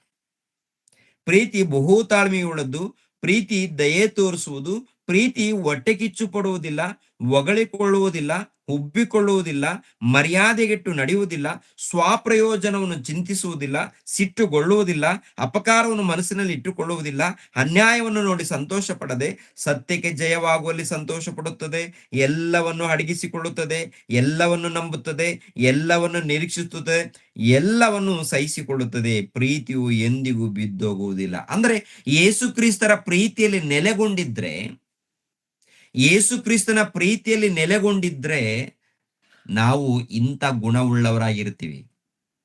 ಇಂಥ ಗುಣ ಇಲ್ಲ ಅಂದ್ರೆ ನಮ್ಮಲ್ಲಿ ಯೇಸು ಕ್ರಿಸ್ತರ ಪ್ರೀತಿ ಇಲ್ಲ ಅಂತ ಅರ್ಥ. ಮತ್ತೇನ್ ಮಾಡ್ಬೇಕು ನೋಡಿ, ಪ್ರೀತಿ ಬಹು ತಾಳ್ಮೆ ಇಲ್ಲ ಅಂದ್ರೆ ನಮಗೆ ತಾಳ್ಮೆ ಇಲ್ಲ ಅಂದ್ರೆ ಏನ್ ಮಾಡ್ಬೇಕು, ಆ ತಾಳ್ಮೆಯನ್ನ ಯೇಸು ಕ್ರಿಸ್ತರ ವಾಕ್ಯದ ಮೂಲಕ ತಂದುಕೊಳ್ಬೇಕು. ತಾಳ್ಮೆಯನ್ನ ತಂದುಕೊಳ್ಬೇಕು. ದಯ ತೋರಿಸುತ್ತೆ. ಪ್ರೀತಿ ಏನ್ ಮಾಡುತ್ತಂತೆ, ದಯ ತೋರಿಸುತ್ತೆ. ದಯ ತೋರಿಸುವಂತ ದಯ ಅಂದ್ರೆ ಯಾರೋ ಒಂದು ಏನ್ರಿ ನರಕಕ್ಕೆ ಹೋಗುವಂತ ಸ್ಥಿತಿಯಲ್ಲಿ ಇದ್ದಾರಲ್ಲ, ಅಂದ್ರೆ ದಯ ತೋರಿಸುವಂತದ್ದು ಅಂದ್ರೆ ಪ್ರಿಯರ ದೇವ್ರ ಮಕ್ಕಳಿರ ಇವಾಗ ಟೋಟಲ್ ಲೋಕ ನರಕಕ್ಕೆ ಹೋಗುವಂತ ಸ್ಥಿತಿಯಲ್ಲಿ ಇದ್ದಾರೆ, ಅಕ್ಕಪಕ್ಕದಲ್ಲಿ ಕೂಡ ಹಾಗೇನೆ ಇದ್ದಾರೆ. ಇವೇನ್ ಮಾಡ್ಬೇಕು, ದಯ ತೋರಿಸ್ಬೇಕಲ್ಲ. ದಯ ಅಂತಂದ್ರೆ ವಾಕ್ಯದ ಮೂಲಕ ದಯ ತೋರಿಸ್ಬೇಕು ಸಭೆಯಲ್ಲಿದ್ದವರು. ಆಮೇಲೇನು, ಪ್ರೀತಿ ಹೊಟ್ಟೆಗಿಚ್ಚು ಪಡುವುದಿಲ್ಲ. ಯಾರು ಹೇಗಿದ್ರೇನಮ್ಮ, ಹೊಟ್ಟೆಗಿಚ್ಚು ಪಡೋದಿಲ್ಲ ಅಂತೆ. ಪ್ರೀತಿ ಇದೆಯಲ್ಲ, ಪ್ರೀತಿ ಹೊಟ್ಟೆಗಿಚ್ಚು ಪಡುವುದಿಲ್ವಂತೆ. ಹೊಟ್ಟೆಗಿಚ್ಚು ಪಡ್ತಾ ಇದೆಯಾ? ಹೊಟ್ಟೆಗಿಚ್ಚು ಏನಪ್ಪಾ, ಯಾರಾದ್ರೂ ಉನ್ನತವಾಗಿ ಬೆಳೆದ್ರೆ ಅದು ದೇವ್ರ ಕೃಪೆಯಿಂದನೇ, ಏನೇ ಆಗ್ಲಿ ಅದು ದೇವರಿಂದನೇ ಆಗುತ್ತೆ. ದೇವರಿಂದ ಆಗುತ್ತೆ. ಬೆಳೆದಾಗ ಕೆಲವರು ಹೊಟ್ಟೆಗಿಚ್ಚು, ದೊಡ್ಡವರು ಹೊಟ್ಟೆಗಿಚ್ಚು ಪಟ್ಟಿದ್ದಾರೆ ನನ್ನ ಮೇಲೆ. ದೊಡ್ಡವರು ಇಂಟರ್ನ್ಯಾಷನಲ್ ಅವರು ಕೆಲವರು ಹೊಟ್ಟೆ ಕಿಚ್ಚುಪಟ್ಟಿದ್ದಾರೆ. ನಿಮ್ಮಿಂದನೂ ಕೂಡ ಇರ್ತಾರೆ, ಹೊಟ್ಟೆ ಕಿಚ್ಚು ಪಡ್ತಾ ಇರ್ತಾರೆ. ನೀವು ಚೆನ್ನಾಗಿ ದೇವರ ಸೇವೆಯಲ್ಲಿ ಇದ್ದೀರಂತ ತಿಳ್ಕೊಳ್ಳಿ, ಇಲ್ಲ ದೇವರ ವಾಕ್ಯದಲ್ಲಿ ಇದ್ದೀರಂತ ತಿಳ್ಕೊಳ್ಳಿ, ದೇವರೊಂದು ಪ್ರೀತಿಯನ್ನು ಯಥಾರ್ಥವಾಗಿ ಸಾರ್ತಾ ಇದ್ದೀರಂತ ತಿಳ್ಕೊಳ್ಳಿ, ನಿಮ್ಮ ಮೇಲೆ ಕೂಡ ಕೆಲವರು ಹೊಟ್ಟೆ ಕಿಚ್ಚು ಪಡ್ತಾ ಇರ್ತಾರೆ. ಹೊಟ್ಟೆ ಕಿಚ್ಚು ಪಟ್ರೆ ನಾವ್ ಎಲ್ಲಿದ್ದೀವಿ? ಯೇಸು ಕ್ರಿಸ್ತರ ಪ್ರೀತಿಯಲ್ಲಿ ಇದ್ದೀವಾ ಅಥವಾ ಏನಾಗಿದ್ದೀವಿ? ಯೇಸು ಕ್ರಿಸ್ತರ ಪ್ರೀತಿಯಲ್ಲಿ ಇಲ್ಲ ಅಂತ ಅರ್ಥ. ಮತ್ತೆ ಇಲ್ಲದೆ ಹೋದ್ರೆ ನಾವು ಸರಿಪಡಿಸ್ಕೊಳ್ಬೇಕು. ನಮ್ಮ ಆಯುಷ್ಕಾಲ ಇರುವವರೆಗೆ ನಮ್ಮ ಒಂದು ಜೀವಿತ ಇದೆಯಲ್ಲ, ನಮ್ಮ ದೀಪ ಅಂದ್ರೆ ಆತ್ಮ ಎಂಬ ದೀಪ ಇದೆಯಲ್ಲ, ಈ ದೀಪ ಇರೋದ್ರಲ್ಲಿ ಅಂದ್ರೆ ಬದುಕಿರುವಾಗ್ಲೇನೆ ನಮ್ಮ ತಪ್ಪುಗಳನ್ನು ಸರಿಪಡಿಸ್ಕೊಳ್ಬೇಕು ಅಂತ ಹೇಳ್ತಾರೆ. ಇವೆಲ್ಲ ಏನಪ್ಪಾ ಅಂದ್ರೆ ನೋಡಿ ಪ್ರಿಯರೇ, ಹೊಟ್ಟೆಗಿಚ್ಚು ಪಡುವುದಿಲ್ಲ, ಹೊಗಳ್ಕೊಂಡಿದೀವಿ ನಾವು. ಇಲ್ಲ ಯಾರಾದ್ರೂ ಹೊಗಳಿದ್ರೆ ನಾವು ಸಂತೋಷ ಪಡ್ತಾ ಇದ್ವಾ? ಯಾರಾದ್ರೂ ಹೊಗಳಿದ್ರೆ ಹಾಗೆ ಹೀಗೆ ಅಂತ ಹೊಗಳ್ತಾರಲ್ಲ ಕೆಲವರು, ಹೊಗಳಿದಾಗ ಸಂತೋಷ ಪಡಬೇಡಿ. ಬೈದಾಗ ದುಃಖ ಪಡಬೇಡಿ. ಯಾರೋ ಒಂದ್ ಮಾತು ತಂದಿರ್ತಾರೆ, ದುಃಖ ಪಡಬೇಡಿ. ಒಂದ್ ವೇಳೆ ದುಃಖ ಬರುತ್ತೆ, ಪರ್ಸನಲ್ ಆಗಿ ಹೋಗಿ ದೇವ್ರ ಹತ್ರ ಬೇಳ್ಕೊಳ್ಳಿ, ದೇವ್ರ ಅವ್ರನ್ನ ಕ್ಷಮಿಸ್ಬಿಡಿ ಅಂತೇಳಿ ಬೇಳ್ಕೊಳ್ಳಿ. ಅವಾಗ ನಿಮ್ಗೆ ಪರಲೋಕದಲ್ಲಿ ಬಹಳ ಫಲ ಸಿಗುತ್ತೆ. ಉಬ್ಬಿಕೊಳ್ಳಬೇಡಿ ಅಂದ್ರೆ ಏನಪ್ಪಾ? ಉಬ್ಬಿಕೊಳ್ಳುವಂಥದ್ದು ಅಂದ್ರೆ ಏನಾದ್ರೂ ಅಧಿಕಾರ ಇದೆ ಅಂತ ಉಬ್ಬಿಕೊಳ್ಳುವಂತ. ಕೆಲವರು ಉಬ್ಬಿಕೊಂಡಿದ್ದಾರೆ ಪ್ರಿಯರೇ. ಕೆಲವರು ನಾವೇ ಎಲ್ಲ ಅಂತ ಹೇಳ್ಕೊಳ್ತಾರೆ. ಇನ್ನು ಕೆಲವರು ಏನಪ್ಪಾ ಅಂದ್ರೆ ಯುವಕರು ವಿಚಿತ್ರವಾಗಿರ್ತಾರೆ. ಅಂದ್ರೆ ದೇವರ ಸೇವಕರು ದಾರಿ ತೋರಿಸಿರ್ತಾರಲ್ಲ ಅವರನ್ನೇ ಬಿಟ್ಬಿಡ್ತಾರೆ. ಪ್ರಾರಂಭದಲ್ಲಿ ನಮ್ಮಪ್ಪ ನಮ್ಮಣ್ಣ ಅಂತ ಹೇಳ್ತಾರೆ, ಆಮೇಲೆ ದಾರಿ ಬಿಟ್ಟು ಹೋಗ್ತಾ ಇರ್ತಾರೆ. ನಿಮ್ಮ ಕುಟುಂಬವನ್ನು ಬಿಟ್ಟು ಹೋಗ್ತೀರಾ ಯಾವಾಗಾದ್ರು? ನಿಮ್ಮ ಕುಟುಂಬವನ್ನು ಅಪ್ಪ ತಂದೆ ಏನ್ರಿ ಅಪ್ಪ ಅಮ್ಮ ಮಕ್ಕಳನ್ನ ಬಿಟ್ಟು ಹೊರಟೋಗ್ಬಿಡ್ತೀರಾ? ಮತ್ತೆ ದೇವರ ಸೇವಕರನ್ನ ಹೇಗ್ರಿ ಬಿಟ್ಟು ಹೋಗ್ತೀರಾ? ದೇವರ ಸೇವಕರಂದ್ರೆ ಆತ್ಮೀಯ ತಂದೆಗಳಲ್ವಾ? ಆತ್ಮೀಯ ತಂದೆಗೆ ತಿವಿತಾ ಇರ್ತಾರೆ ಸೂರಿಯಿಂದ ಹಿಂದ್ಗಡೆಯಿಂದ. ಅವನಿಗೂ ಹೃದಯ ಇದೆ, ಅವನು ಕೂಡ ದೇವ್ರ ಸೇವಕ, ಮನುಷ್ಯಾತ. ಹೇಗಿದ್ರು ಪರವಾಗಿಲ್ಲ, ಆತನ ದೇವ್ರ ಸೇವಕ. ನಾವು ಹೀಗೆ ತಿವಿತಾ ಇರ್ತೀವಂದ್ರೆ ನಿಮ್ ಕುಣಿಯನ್ನ ನೀವೇ ತೋಡ್ಕೊಳ್ತಾ ಇದೀರಿ ಅಂತ ಅರ್ಥ. ತಮ್ಮ ಕುಣಿ ಇರುತ್ತಲ್ಲ 6 ಅಡಿ 3 ಅಡಿ, ಅದಾದ್ಮೇಲೆ ಅವ್ರು ತೋರ್ತಾರೆ. ಇವರು ಪಾತಾಳಕ್ಕೆ ಹೋಗೋದಕ್ಕೆ ಆ ಕುಣಿಯನ್ನು ತೋಡ್ಕೊಳ್ತಾ ಇರ್ತಾರೆ. ಇನ್ನೊಬ್ಬರ ಮೇಲೆ ಚಾಡಿ ಹೇಳುವಂಥದ್ದು, ಹೊಟ್ಟೆ ಕಿಚ್ಚು ಪಡುವಂಥದ್ದು, ಉಬ್ಬಿಕೊಳ್ಳುವಂಥದ್ದು, ಮರ್ಯಾದೆಗೆಟ್ಟು ನಡೆದುಕೊಳ್ಳುವಂಥದ್ದು, ಸ್ವಪ್ರಯೋಜನವನ್ನು ಚಿಂತಿಸುವಂಥದ್ದು, ಸಿಟ್ಟುಗೊಳ್ಳುವಂಥದ್ದು, ಅಪಕಾರ ಮಾಡುವಂಥದ್ದು, ಅನ್ಯಾಯ ಮಾಡುವಂಥದ್ದು, ಓಕೆನಾ? ಇಂಥವೆಲ್ಲ ಇದ್ರೆ ನಮ್ಮ ಕುಣಿಯನ್ನ ನಾವೇ ತೋಡಿಕೊಳ್ತಾ ಇದ್ದೀವಿ ಅಂತ ಅರ್ಥ. ಪಾತಾಳಕ್ಕೆ ಹೋಗೋದಕ್ಕೆ ಕುಣಿ ಇದೆಯಲ್ಲ, ನಮ್ಮ ಕುಣಿಯನ್ನ ನಾವೇ ತೋಡಿಕೊಳ್ತಾ ಇದ್ದೀವಿ. ಅಂದ್ರೆ ನಮ್ಮಿಂದ ಕೆಟ್ಟದ, ಅಂದ್ರೆ ಇನ್ನೊಬ್ಬರ ಬಗ್ಗೆ ಬೇಡ. ಇನ್ನೊಬ್ಬರನ್ನ ನೋಡಿದ್ರೆ ನೀನು ಪರಲೋಕಕ್ಕೆ ಹೋಗಲ್ಲ ಸಹೋದರ ಸಹೋದರಿ. ನಿನ್ನ ಬದುಕನ್ನ ನೀನು ಸರಿಪಡಿಸಿಕೊಂಡು, ನಿನ್ನ ಜೀವಿತವನ್ನ ನೀನು ಸರಿಪಡಿಸಿಕೊಂಡು ಕ್ರಿಸ್ತನ ಪ್ರೀತಿಯಲ್ಲಿ ನೆಲೆಗೊಂಡಿದ್ರೆ ನೀನು ಸತ್ರೆ ಪರಲೋಕಕ್ಕೆ ಹೋಗ್ತೀಯ. ಇನ್ನೊಬ್ಬರ ಬಗ್ಗೆ ವಿಚಾರ ಮಾಡಿದ್ರಲ್ಲ, ನಿನ್ನನ್ನು ನೀನು ಮೊಟ್ಟ ಮೊದಲು ನೋಡ್ಕೊಳ್ಬೇಕು. ಈ ಪರಿಜ್ಞಾನ ನಮ್ಗಿರ್ಬೇಕು. ನಾವು ಜ್ಞಾನ ಕಲಿಯೋಣ, ವಿದ್ಯವನ್ನ ಕಲಿಯೋಣ, ಹೊಸ ಹೊಸ ವಾಕ್ಯಗಳನ್ನು ತಿಳ್ಕೊಳ್ಳೋಣ. ಅದಕ್ಕೆ ಅನೇಕರು ಸೇವಕರು, ಒಬ್ಬರಲ್ಲ ಇಬ್ಬರಲ್ಲ, ಅನೇಕರು ಸೋಮವಾರದಿಂದ ಭಾನುವಾರದವರೆಗೆ, ಶನಿವಾರದವರೆಗೆ ಸೇವಕರು ಮಾತಾಡ್ತಾರೆ. ಅದೇ ಪ್ರಕಾರ ಸಾಯಂಕಾಲ ಹುಡುಗರು ಕೂಡ ಮಾತಾಡ್ತಾ ಇದ್ದಾರೆ. ಕಲೀಲಿ, ದೇವವಾಕ್ಯ ಸಿಗ್ತಾ ಇದೆ. ನಾವೇನ್ ಮಾಡೋಣ? ಕಲಿಯೋಣ. ಮತ್ತೆ ನಾವು ಕಲ್ತು ಇನ್ನೊಬ್ಬರಿಗೆ ಹೇಳೋಣ ಪ್ರೀತಿಯಿಂದ.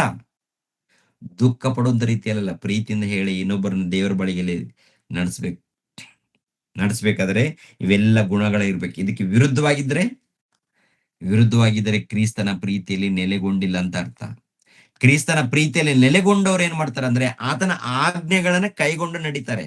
ಆತನ ಆಜ್ಞೆಗಳನ್ನ ಕೈಗೊಂಡು ನಡೆಯೋದು ಅಂದ್ರೆ ಮೊಟ್ಟ ಮೊದಲು ದೀಕ್ಷಾ ಸ್ಥಾನ ಪಡ್ಕೊಳ್ಬೇಕು. ಆಮೇಲೆ ಸಭೆಯಲ್ಲಿ, ಅಂದ್ರೆ ಯೇಸು ಕ್ರಿಸ್ತರ ದೇಹವೆಂಬ ಸಭೆಯಲ್ಲಿ ಸೇರಿಸಲ್ಪಟ್ಟು ಏನ್ರಿ ಭಯಭಕ್ತಿಯಲ್ಲಿ, ನಂಬಿಕೆಯಲ್ಲಿ ಜೀವಿಸ್ಬೇಕು. ಆತನ ಪ್ರೀತಿಯಲ್ಲಿ ಅಂತಂದ್ರೆ ಏನ್ರಿ ಕಪಟ ಇರಲ್ಲ, ಮೋಸ ಇರಲ್ಲ, ವೇಷಧಾರಣೆ ಇರಲ್ಲ, ಅಸೂಯೆ ಇರಲ್ಲ. ಎಲ್ಲರನ್ನ ಪ್ರೀತಿಸ್ತಾರೆ. ಪ್ರೇರ ಬೈದ್ರೆ ದೇವ್ರ ಸ್ತೋತ್ರವಾಗ್ಲಿ, ದೇವ್ರ ಸ್ತೋತ್ರವಾಗ್ಲಿ. ಹೋಗೋಣ, ದೇವ್ರಿಗೋಸ್ಕರ ಹೋಗೋಣ, ಪ್ರೀತಿ ಮಾಡೋಣ, ವಾಕ್ಯ ಹೇಳೋಣ. ಸುಮಾರು ಏನ್ರಿ ನಾನು ಬಂದಿದ್ದೇನಪ್ಪ ಅಂದ್ರೆ 1998ರಲ್ಲಿ 1998ರಲ್ಲಿ ದೇವರಲ್ಲಿ ಬಂದಿದ್ದೀನಿ. ಯೇಸು ಕ್ರಿಸ್ತರನ್ನು ತಿಳ್ಕೊಂಡಿದ್ದೀನಿ. ಆಮೇಲೆ 2000 ಇಸ್ವಿಯಲ್ಲಿ ಬೈಬಲ್ ಟ್ರೈನಿಂಗ್ಗೆ ಹೆಜ್ಜೆ ಹಾಕಿದ್ದೀನಿ. ಅದು ಇಮಾನುವೆಲ್ ಪಾಸ್ಟರ್ ಅವ್ರ ಮೂಲಕ. ಓಕೆ. ಆಮೇಲೆ ಒಂದು 3-4 ವರ್ಷ ಟ್ರೈನಿಂಗ್ ಆದ್ಮೇಲೆ ಅವಾಗ್ಲಿಂದ ಸುವಾರ್ತೆ ಕೆಲಸದಲ್ಲಿದ್ದೀನಿ. 2003ರಿಂದ ಸುವಾರ್ತೆ ಕೆಲಸದಲ್ಲಿದ್ದೀನಿ. ಇವಾಗ ಎಷ್ಟು ವರ್ಷ ಆಗಿದೆ? ಸುಮಾರು 22 ವರ್ಷ ಆಗಿದೆ. ಎಷ್ಟು ಮಂದಿಯನ್ನ ನೋಡಿದ್ದೀನಿ ಹೇಳಿ? ಎಷ್ಟು ಮಂದಿಯನ್ನ?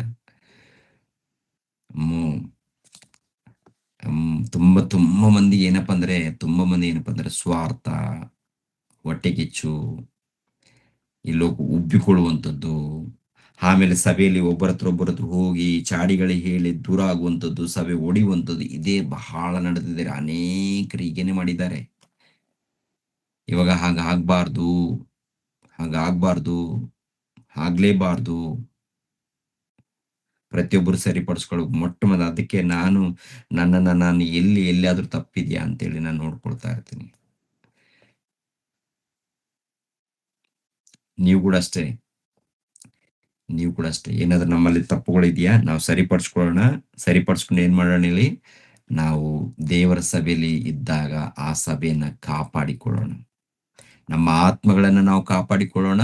ಅದೇ ಪ್ರಕಾರ ಇನ್ನೊಬ್ಬರನ್ನ ನಾವು ಕಾಪಾಡಿಕೊಳ್ಬೇಕಾದ್ರೆ ಯೇಸು ಕ್ರಿಸ್ತರ ಪ್ರೀತಿಯಲ್ಲಿ ಇದ್ದು ಆತನ ಆಜ್ಞೆಗಳನ್ನ ಕೈಗೊಂಡು ನಡೆದ್ರೆ ಆತನ ಪ್ರೀತಿಯಲ್ಲಿ ಇದ್ದೀವಂತ ಅರ್ಥ.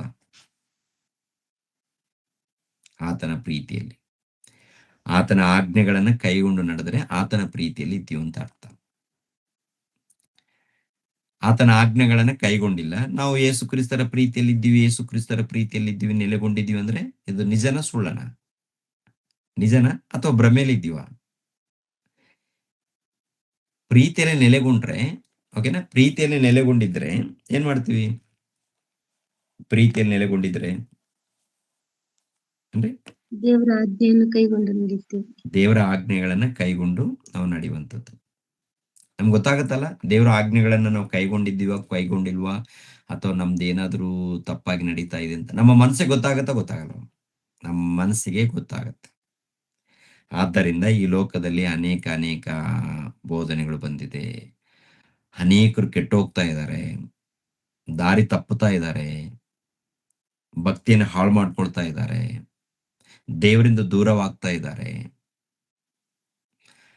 ಆದ್ದರಿಂದ ಪ್ರತಿಯೊಬ್ಬರು ಜಾಗೃತಿ ಪಡಿ, ನಮ್ಮನ್ನ ನಾವು ನೋಡ್ಕೊಳ್ಳೋಣ, ಸರಿಪಡಿಸ್ಕೊಳ್ಳೋಣ, ದೇವರ ಪ್ರೀತಿಯಲ್ಲಿ ನೆಲೆಗೊಳ್ಳೋಣ.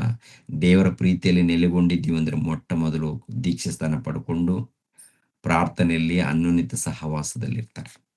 ಪ್ರತಿನಿತ್ಯ ಪ್ರಾರ್ಥನೆಗಳು, ನಮ್ಮ ಕೆಲಸ ನಾವು ಮಾಡಿಕೊಂಡು ಪ್ರಾರ್ಥನೆಯಲ್ಲಿ ಇರ್ತೀವಿ, ವಾಕ್ಯವನ್ನ ಧ್ಯಾನಿಸ್ತೀವಿ, ವಾಕ್ಯವನ್ನು ಓದ್ತೀವಿ, ಧ್ಯಾನಿಸ್ತೀವಿ, ದೇವರಿಗೆ ವಿಧೇಯರಾಗ್ತೀವಿ, ದೇವರ ಆಜ್ಞೆಗಳಿಗೆ ವಿಧೇಯರಾಗ್ತೀವಿ.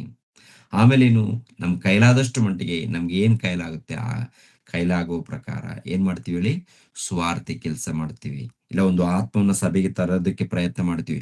ಎಷ್ಟು ದೂರ ಇದ್ರೂ ಪರವಾಗಿಲ್ಲ, ಎಷ್ಟು ದೂರ ಆದ್ರೂ ಪರವಾಗಿಲ್ಲ, ನಾವು ಹೋಗೋಣ, ಪ್ರಾರ್ಥನೆಗೆ ಹೋಗೋಣ. ಇನ್ನೇನೆ ಭಾನುವಾರ ಬರ್ತಾರಲ್ವ ಪ್ರೇರೆ, ಪ್ರತಿ ಒಬ್ಬರು ಕೂಡ ಸುಮಾರು 20 ಕಿಲೋಮೀಟರ್ 30 ಕಿಲೋಮೀಟರ್ ದೂರದಿಂದ ಬರ್ತಾರೆ. ಕೆಲವರು ಒಂದು 150 ಕಿಲೋಮೀಟರ್ 200 ಕಿಲೋಮೀಟರ್ ಇಂದ ದೂರದಿಂದ ಬರೋರಿದ್ದಾರೆ. ಈ ಸ್ವಲ್ಪ ಮಂದಿ ಇದ್ರು ಕೂಡ ವಾಕ್ಯವನ್ನ ಪ್ರೀತಿಸಿ ಬರುವಂತ ಆತ್ಮೀಯರು.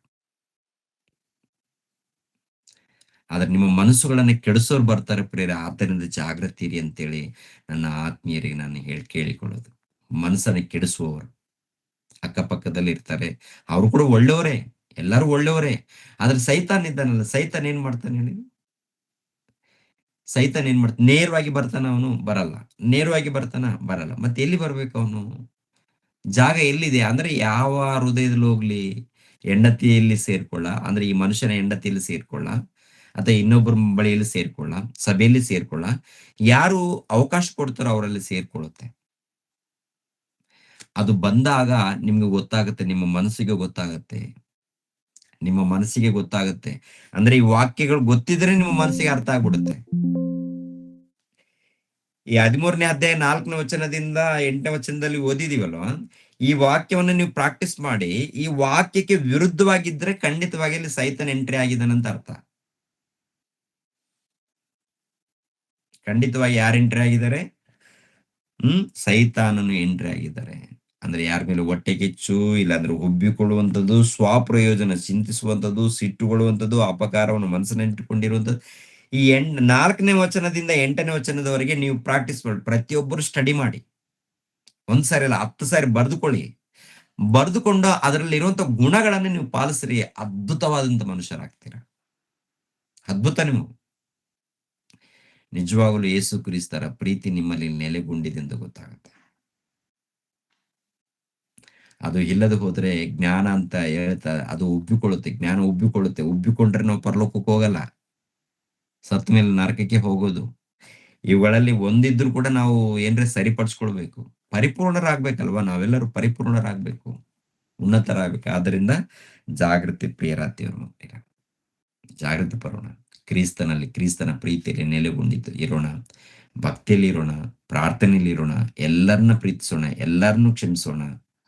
ಒಂದ್ ವೇಳೆ ತಪ್ಪುಗಳಿದ್ದಪ್ಪ ಅಂದ್ರೆ ವಾಕ್ಯದ ಮೂಲಕ ಖಂಡಿಸೋಣ, ಎದುರಿಸೋಣ, ಸರಿಪಡಿಸ್ಕೊಡ್ರಿ ಅಂತ ಹೇಳೋಣ.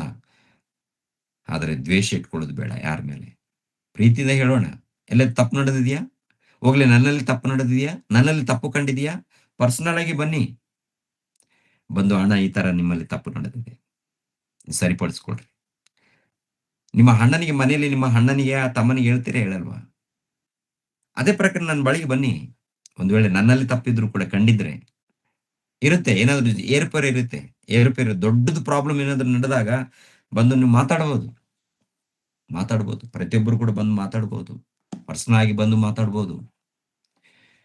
ಆದ್ರೆ ಇಲ್ಲದು ಸಲ್ಲದು ಮಾತಾಡ್ಕೊಂಡು ನಮ್ಮ ಆತ್ಮವನ್ನು ಹಾಳು ಮಾಡಿಕೊಂಡು ಇನ್ನೊಬ್ಬರ ಆತ್ಮವನ್ನು ಹಾಳು ಮಾಡಿ ಸಭೆಯಿಂದ ದೂರ ಆಗಿ ಮೋಸ ಹೋಗೋದು ಬೇಡ. ಒಂದು ಒಳ್ಳೆಯ ರೀತಿಯಲ್ಲಿ ಇದ್ದೀವಿ ಅಂದ್ರೆ ಪರವಾಗಿಲ್ಲ, ಇನ್ನು ಹೆಚ್ಚಾಗಿ ಬೆಳೆಯೋಣ. ಓಕೆ, ದೇವರು ನಿಮ್ಮನ್ನು ನನ್ನನ್ನು ಆಶೀರ್ವದಿಸಲಿ. ಪ್ರಿಯರ ದೇವ್ರ ಮಕ್ಕಳಿಗೆ ಎಲ್ಲರೂ ತಲೆಬಾಗಿಸಿದ್ರೆ ನಾನು ಪ್ರಾರ್ಥನೆ ಮಾಡಿ ಮುಗಿಸ್ತೀನಿ, ಸಮಯ ಆಯ್ತು. ಓಕೆ, ನಮ್ಮನ್ನು ಬಹಳವಾಗಿ ಪ್ರೀತಿಸುವಂತ ನಮ್ಮ ತಂದೆಯ ದೇವರೇ, ನಿಮಗೆ ಸ್ತೋತ್ರಗಳು. ಇಷ್ಟು ತನಕ ತಂದೆ ನಿಮ್ಮ ಪ್ರೀತಿಯಲ್ಲಿ ನೆಲೆಗೊಂಡಿಲ್ವಾ? ಯೇಸು ಕ್ರಿಸ್ತರ ಪ್ರೀತಿಯಲ್ಲಿ ನೆಲೆಗೊಂಡಿದ್ದೀವಾ ಅಥವಾ ಭ್ರಮೆಯಲ್ಲಿದ್ದೀವಾ ಅಂತ ನೋಡುವಾಗ ಟೋಟಲ್ ಪ್ರಪಂಚ ಭ್ರಮೆಯಲ್ಲಿದೆ. ಸ್ವಲ್ಪ ಜನ ಮಾತ್ರ ನಿಮ್ಮ ಪ್ರೀತಿಯಲ್ಲಿ ನೆಲೆಗೊಂಡಿದ್ದಾರೆ ಗೊತ್ತಾಗುತ್ತೆ. ನಿಮ್ಮ ಪ್ರೀತಿಯಲ್ಲಿ ನೆಲೆಗೊಂಡವರು ಯಾವಾಗಲೂ ನಿಮ್ಮ ಧ್ಯಾನದಲ್ಲಿ, ಭಕ್ತಿಯಲ್ಲಿ, ನಿಮ್ಮ ಸೇವೆಯಲ್ಲಿ, ನಿಮ್ಮ ಕೆಲಸದಲ್ಲಿ ಇರ್ತಾರೆ. ಭ್ರಮೆಯಲ್ಲಿ ಇದ್ದವರು ಈ ಲೋಕದಲ್ಲಿ ವಾಕ್ಯಕ್ಕೆ ವಿರುದ್ಧವಾದಂತ ಕಾರ್ಯಕ್ರಮಗಳನ್ನು ಮಾಡ್ಕೊಂಡು ಹೋಗ್ತಾರೆ. ತಿಳಿ ವಾಕ್ಯದ ಮೂಲಕ ತಂದೆ ನಿಮ್ಮ ಮಕ್ಕಳೊಟ್ಟಿಗೆ ನೀವು ಮಾತನಾಡಿದಕ್ಕಾಗಿ ನಿಮಗೆ ಸ್ತೋತ್ರಗಳು ತಂದೆ. ಎಲ್ಲರನ್ನು ಆಶೀರ್ವದಿಸಿ, ಎಲ್ಲರನ್ನು ಬಲಪಡಿಸಿ. ಪ್ರತಿನಿತ್ಯ ಈ ಒಂದು ಗೂಗಲ್ ಮೀಟ್ ಮೂಲಕ ತಂದೆಯಾದ ದೇವರೇ, ನಿಮ್ಮ ಮಕ್ಕಳು ಪ್ರಯಾಸ ಪಡ್ತಾ ಇದ್ದಾರೆ. ನಿಮ್ಮ ಮಗಳು ರೇಖರ್ ಅವ್ರಿಗೋಸ್ಕರ, ದೀಕ್ಷಿತ್ಗೋಸ್ಕರ, ಅದೇ ರೀತಿಯಲ್ಲಿ ಇಮಾನುವೆಲ್ಗೋಸ್ಕರ, ಅದೇ ರೀತಿಯಲ್ಲಿ ಮನೋಜ್ ಕುಮಾರ್ಗೋಸ್ಕರ, ವಿಲ್ಸನ್ಗೋಸ್ಕರ, ನವೀನ್ಗೋಸ್ಕರ, ಜೋಯಲ್ ನಾರಾಯಣ್ಗೋಸ್ಕರ, ಆಂಜನೇಯರವ್ರಿಗೋಸ್ಕರ, ಅದೇ ರೀತಿಯಲ್ಲಿ ತಂದೆ ಮಂಜುನಾಥ್ ರವ್ರಿಗೋಸ್ಕರ, ಗಂಗಾಧರ್ಗೋಸ್ಕರ, ಅದೇ ರೀತಿಯಲ್ಲಿ ಪುಟ್ರಾಜ್ಗೋಸ್ಕರ, ವಸಂತ್ಗೋಸ್ಕರ, ಪಾಂಡುಗೋಸ್ಕರನು ಪ್ರಾರ್ಥಿಸ್ತಾ ಇದ್ದೀನಿ. ಮಕ್ಕಳು ಪ್ರತಿನಿತ್ಯ ಸೇವೆ ಕಾರ್ಯಕ್ರಮದಲ್ಲಿರ್ತಾರೆ. ಇನ್ನೂ ಅನೇಕರು ಅಲ್ಲೆಲ್ಲೆಲ್ಲಿ ಸಭೆಗಳಲ್ಲಿ ಇದ್ದಾರೆ ತಂದೆ. ಎಲ್ಲಾ ನಿಮ್ಮ ಮಕ್ಕಳಿಗೋಸ್ಕರ ಪ್ರಾರ್ಥಿಸ್ತಾ ಇದ್ದೀನಿ. ಎಲ್ಲರನ್ನು ಬಲಪಡಿಸಿ, ಎಲ್ಲರನ್ನು ಆಶೀರ್ವದಿಸಿ. ಇನ್ನು ಹೆಚ್ಚಾಗಿ ನಿಮ್ಮ ಜ್ಞಾನದಲ್ಲಿ ಬೆಳಿಬೇಕು. ನಿಮ್ಮ ಜ್ಞಾನದಲ್ಲಿ ಬೆಳೆದು ಈ ಕರ್ನಾಟಕದಲ್ಲಿ ಜ್ಯೋತಿಗಳಾಗಿ, ನಕ್ಷತ್ರಗಳ ಹಾಗೆ ಉನ್ನತರಾಗಿ ಬೆಳೆದು, ಉನ್ನತರಾಗಿ ಭಕ್ತರಾಗಿ ಈ ಸಮಾಜವನ್ನ ಕಾಪಾಡುವಂತ ಭಕ್ತರಾಗಿ ಇರುವಂತೆ ಎಲ್ಲರನ್ನ ಕನಿಕರಿಸಿ, ಎಲ್ಲರನ್ನು ಕಾಪಾಡಿ ಆತ್ಮಿಕವಾಗಿ ಬೆಳೆಸಿ ತಂದೆ. ಈ ಕರ್ನಾಟಕದಲ್ಲಿ ಪ್ರತಿ ಮೂಲೆ ಮೂಲೆಯಲ್ಲಿ ಸತ್ಯವು ಹರಡಬೇಕು ತಂದೆ. ಆ ಒಂದು ಕೆಲಸವನ್ನು ಕೊಟ್ಟಿದ್ದೀರಾ. ಆ ಕೆಲಸವನ್ನು ಹರಡಬೇಕಾದರೆ ತಂದೆ ದೇವರೇ, ಅದು ನಿಮ್ಮ ವಾಕ್ಯಕ್ಕೆ ಒಳಪಟ್ರೇನೆ ಸಾಧ್ಯವಾಗುತ್ತೆ. ನಿಮ್ಮ ಪ್ರೀತಿಯಲ್ಲಿ ನೆಲೆಗೊಂಡ್ರೇನೆ ಸಾಧ್ಯವಾಗುತ್ತೆ. ಒಂದು ವೇಳೆ ನಮ್ಮಲ್ಲಿ ಕಪಟ, ವೇಷಧಾರಣಿದ್ರೆ ಅದು ಮುಂದೆ ಹೋಗಲ್ಲ ತಂದೆ. ಹೌದು ತಂದೆ. ಆದ್ದರಿಂದ ತಂದೆ ದೇವರೇ, ನಮ್ಗೆ ಒಳ್ಳೆ ಅವಕಾಶವನ್ನು ಕೊಟ್ಟಿದ್ದೀರಾ. ನಮ್ಮನ್ನು ನಾವು ಸರಿಪಡಿಸಿಕೊಂಡು ತಂದೆ ನಿಮ್ಮ ಸೇವೆಯಲ್ಲಿ, ಭಕ್ತಿಯಲ್ಲಿ ಇರ್ಬೇಕಂತ ಹೇಳಿದ್ದೀರಾ ತಂದೆ. ಹಾಗೆ ಇರುವಂತೆ ನಮಗೆ ದೊಡ್ಡ ಮನಸ್ಸನ್ನ ಕೊಡಿ ತಂದೆ. ಉನ್ನತವಾದಂತ ಇನ್ನೂ ಹೆಚ್ಚಾಗಿ ಮನಸ್ಸು ಕೊಡಿ. ಒಳ್ಳೆ ಹೃದಯ, ಒಳ್ಳೆ ಮನಸ್ಸು, ಒಳ್ಳೆ ಜೀವಿತವನ್ನು ಜೀವಿಸುವಂತೆ ನಮಗೆ ಸಹಾಯ ಮಾಡಿ. ಎಲ್ಲರನ್ನು ಆಶೀರ್ವದಿಸಿ. ಯೇಸು ಪವಿತ್ರ ನಾಮದಲ್ಲಿ ಬೇಡ್ತಾ ಇದ್ದೀನಪ್ಪ ತಂದೆಯೇ, ಆಮೆನ್. ನಮ್ಮ ತಂದೆಯಾದ ದೇವರ ಪ್ರೀತಿಯು, ನಮ್ಮ ರಕ್ಷಕನಾದ ಯೇಸು ಕ್ರಿಸ್ತರ ಕೃಪೆಯು, ಪವಿತ್ರ ಆತ್ಮನ ಅನ್ಯೋನ್ಯ ಸಹವಾಸವು ಸದಾ ಕಾಲ ದೇವರ ಜೊತೆಯಾಗಿದ್ದು ನಡೆಸಲಿ. ಆಮೆನ್.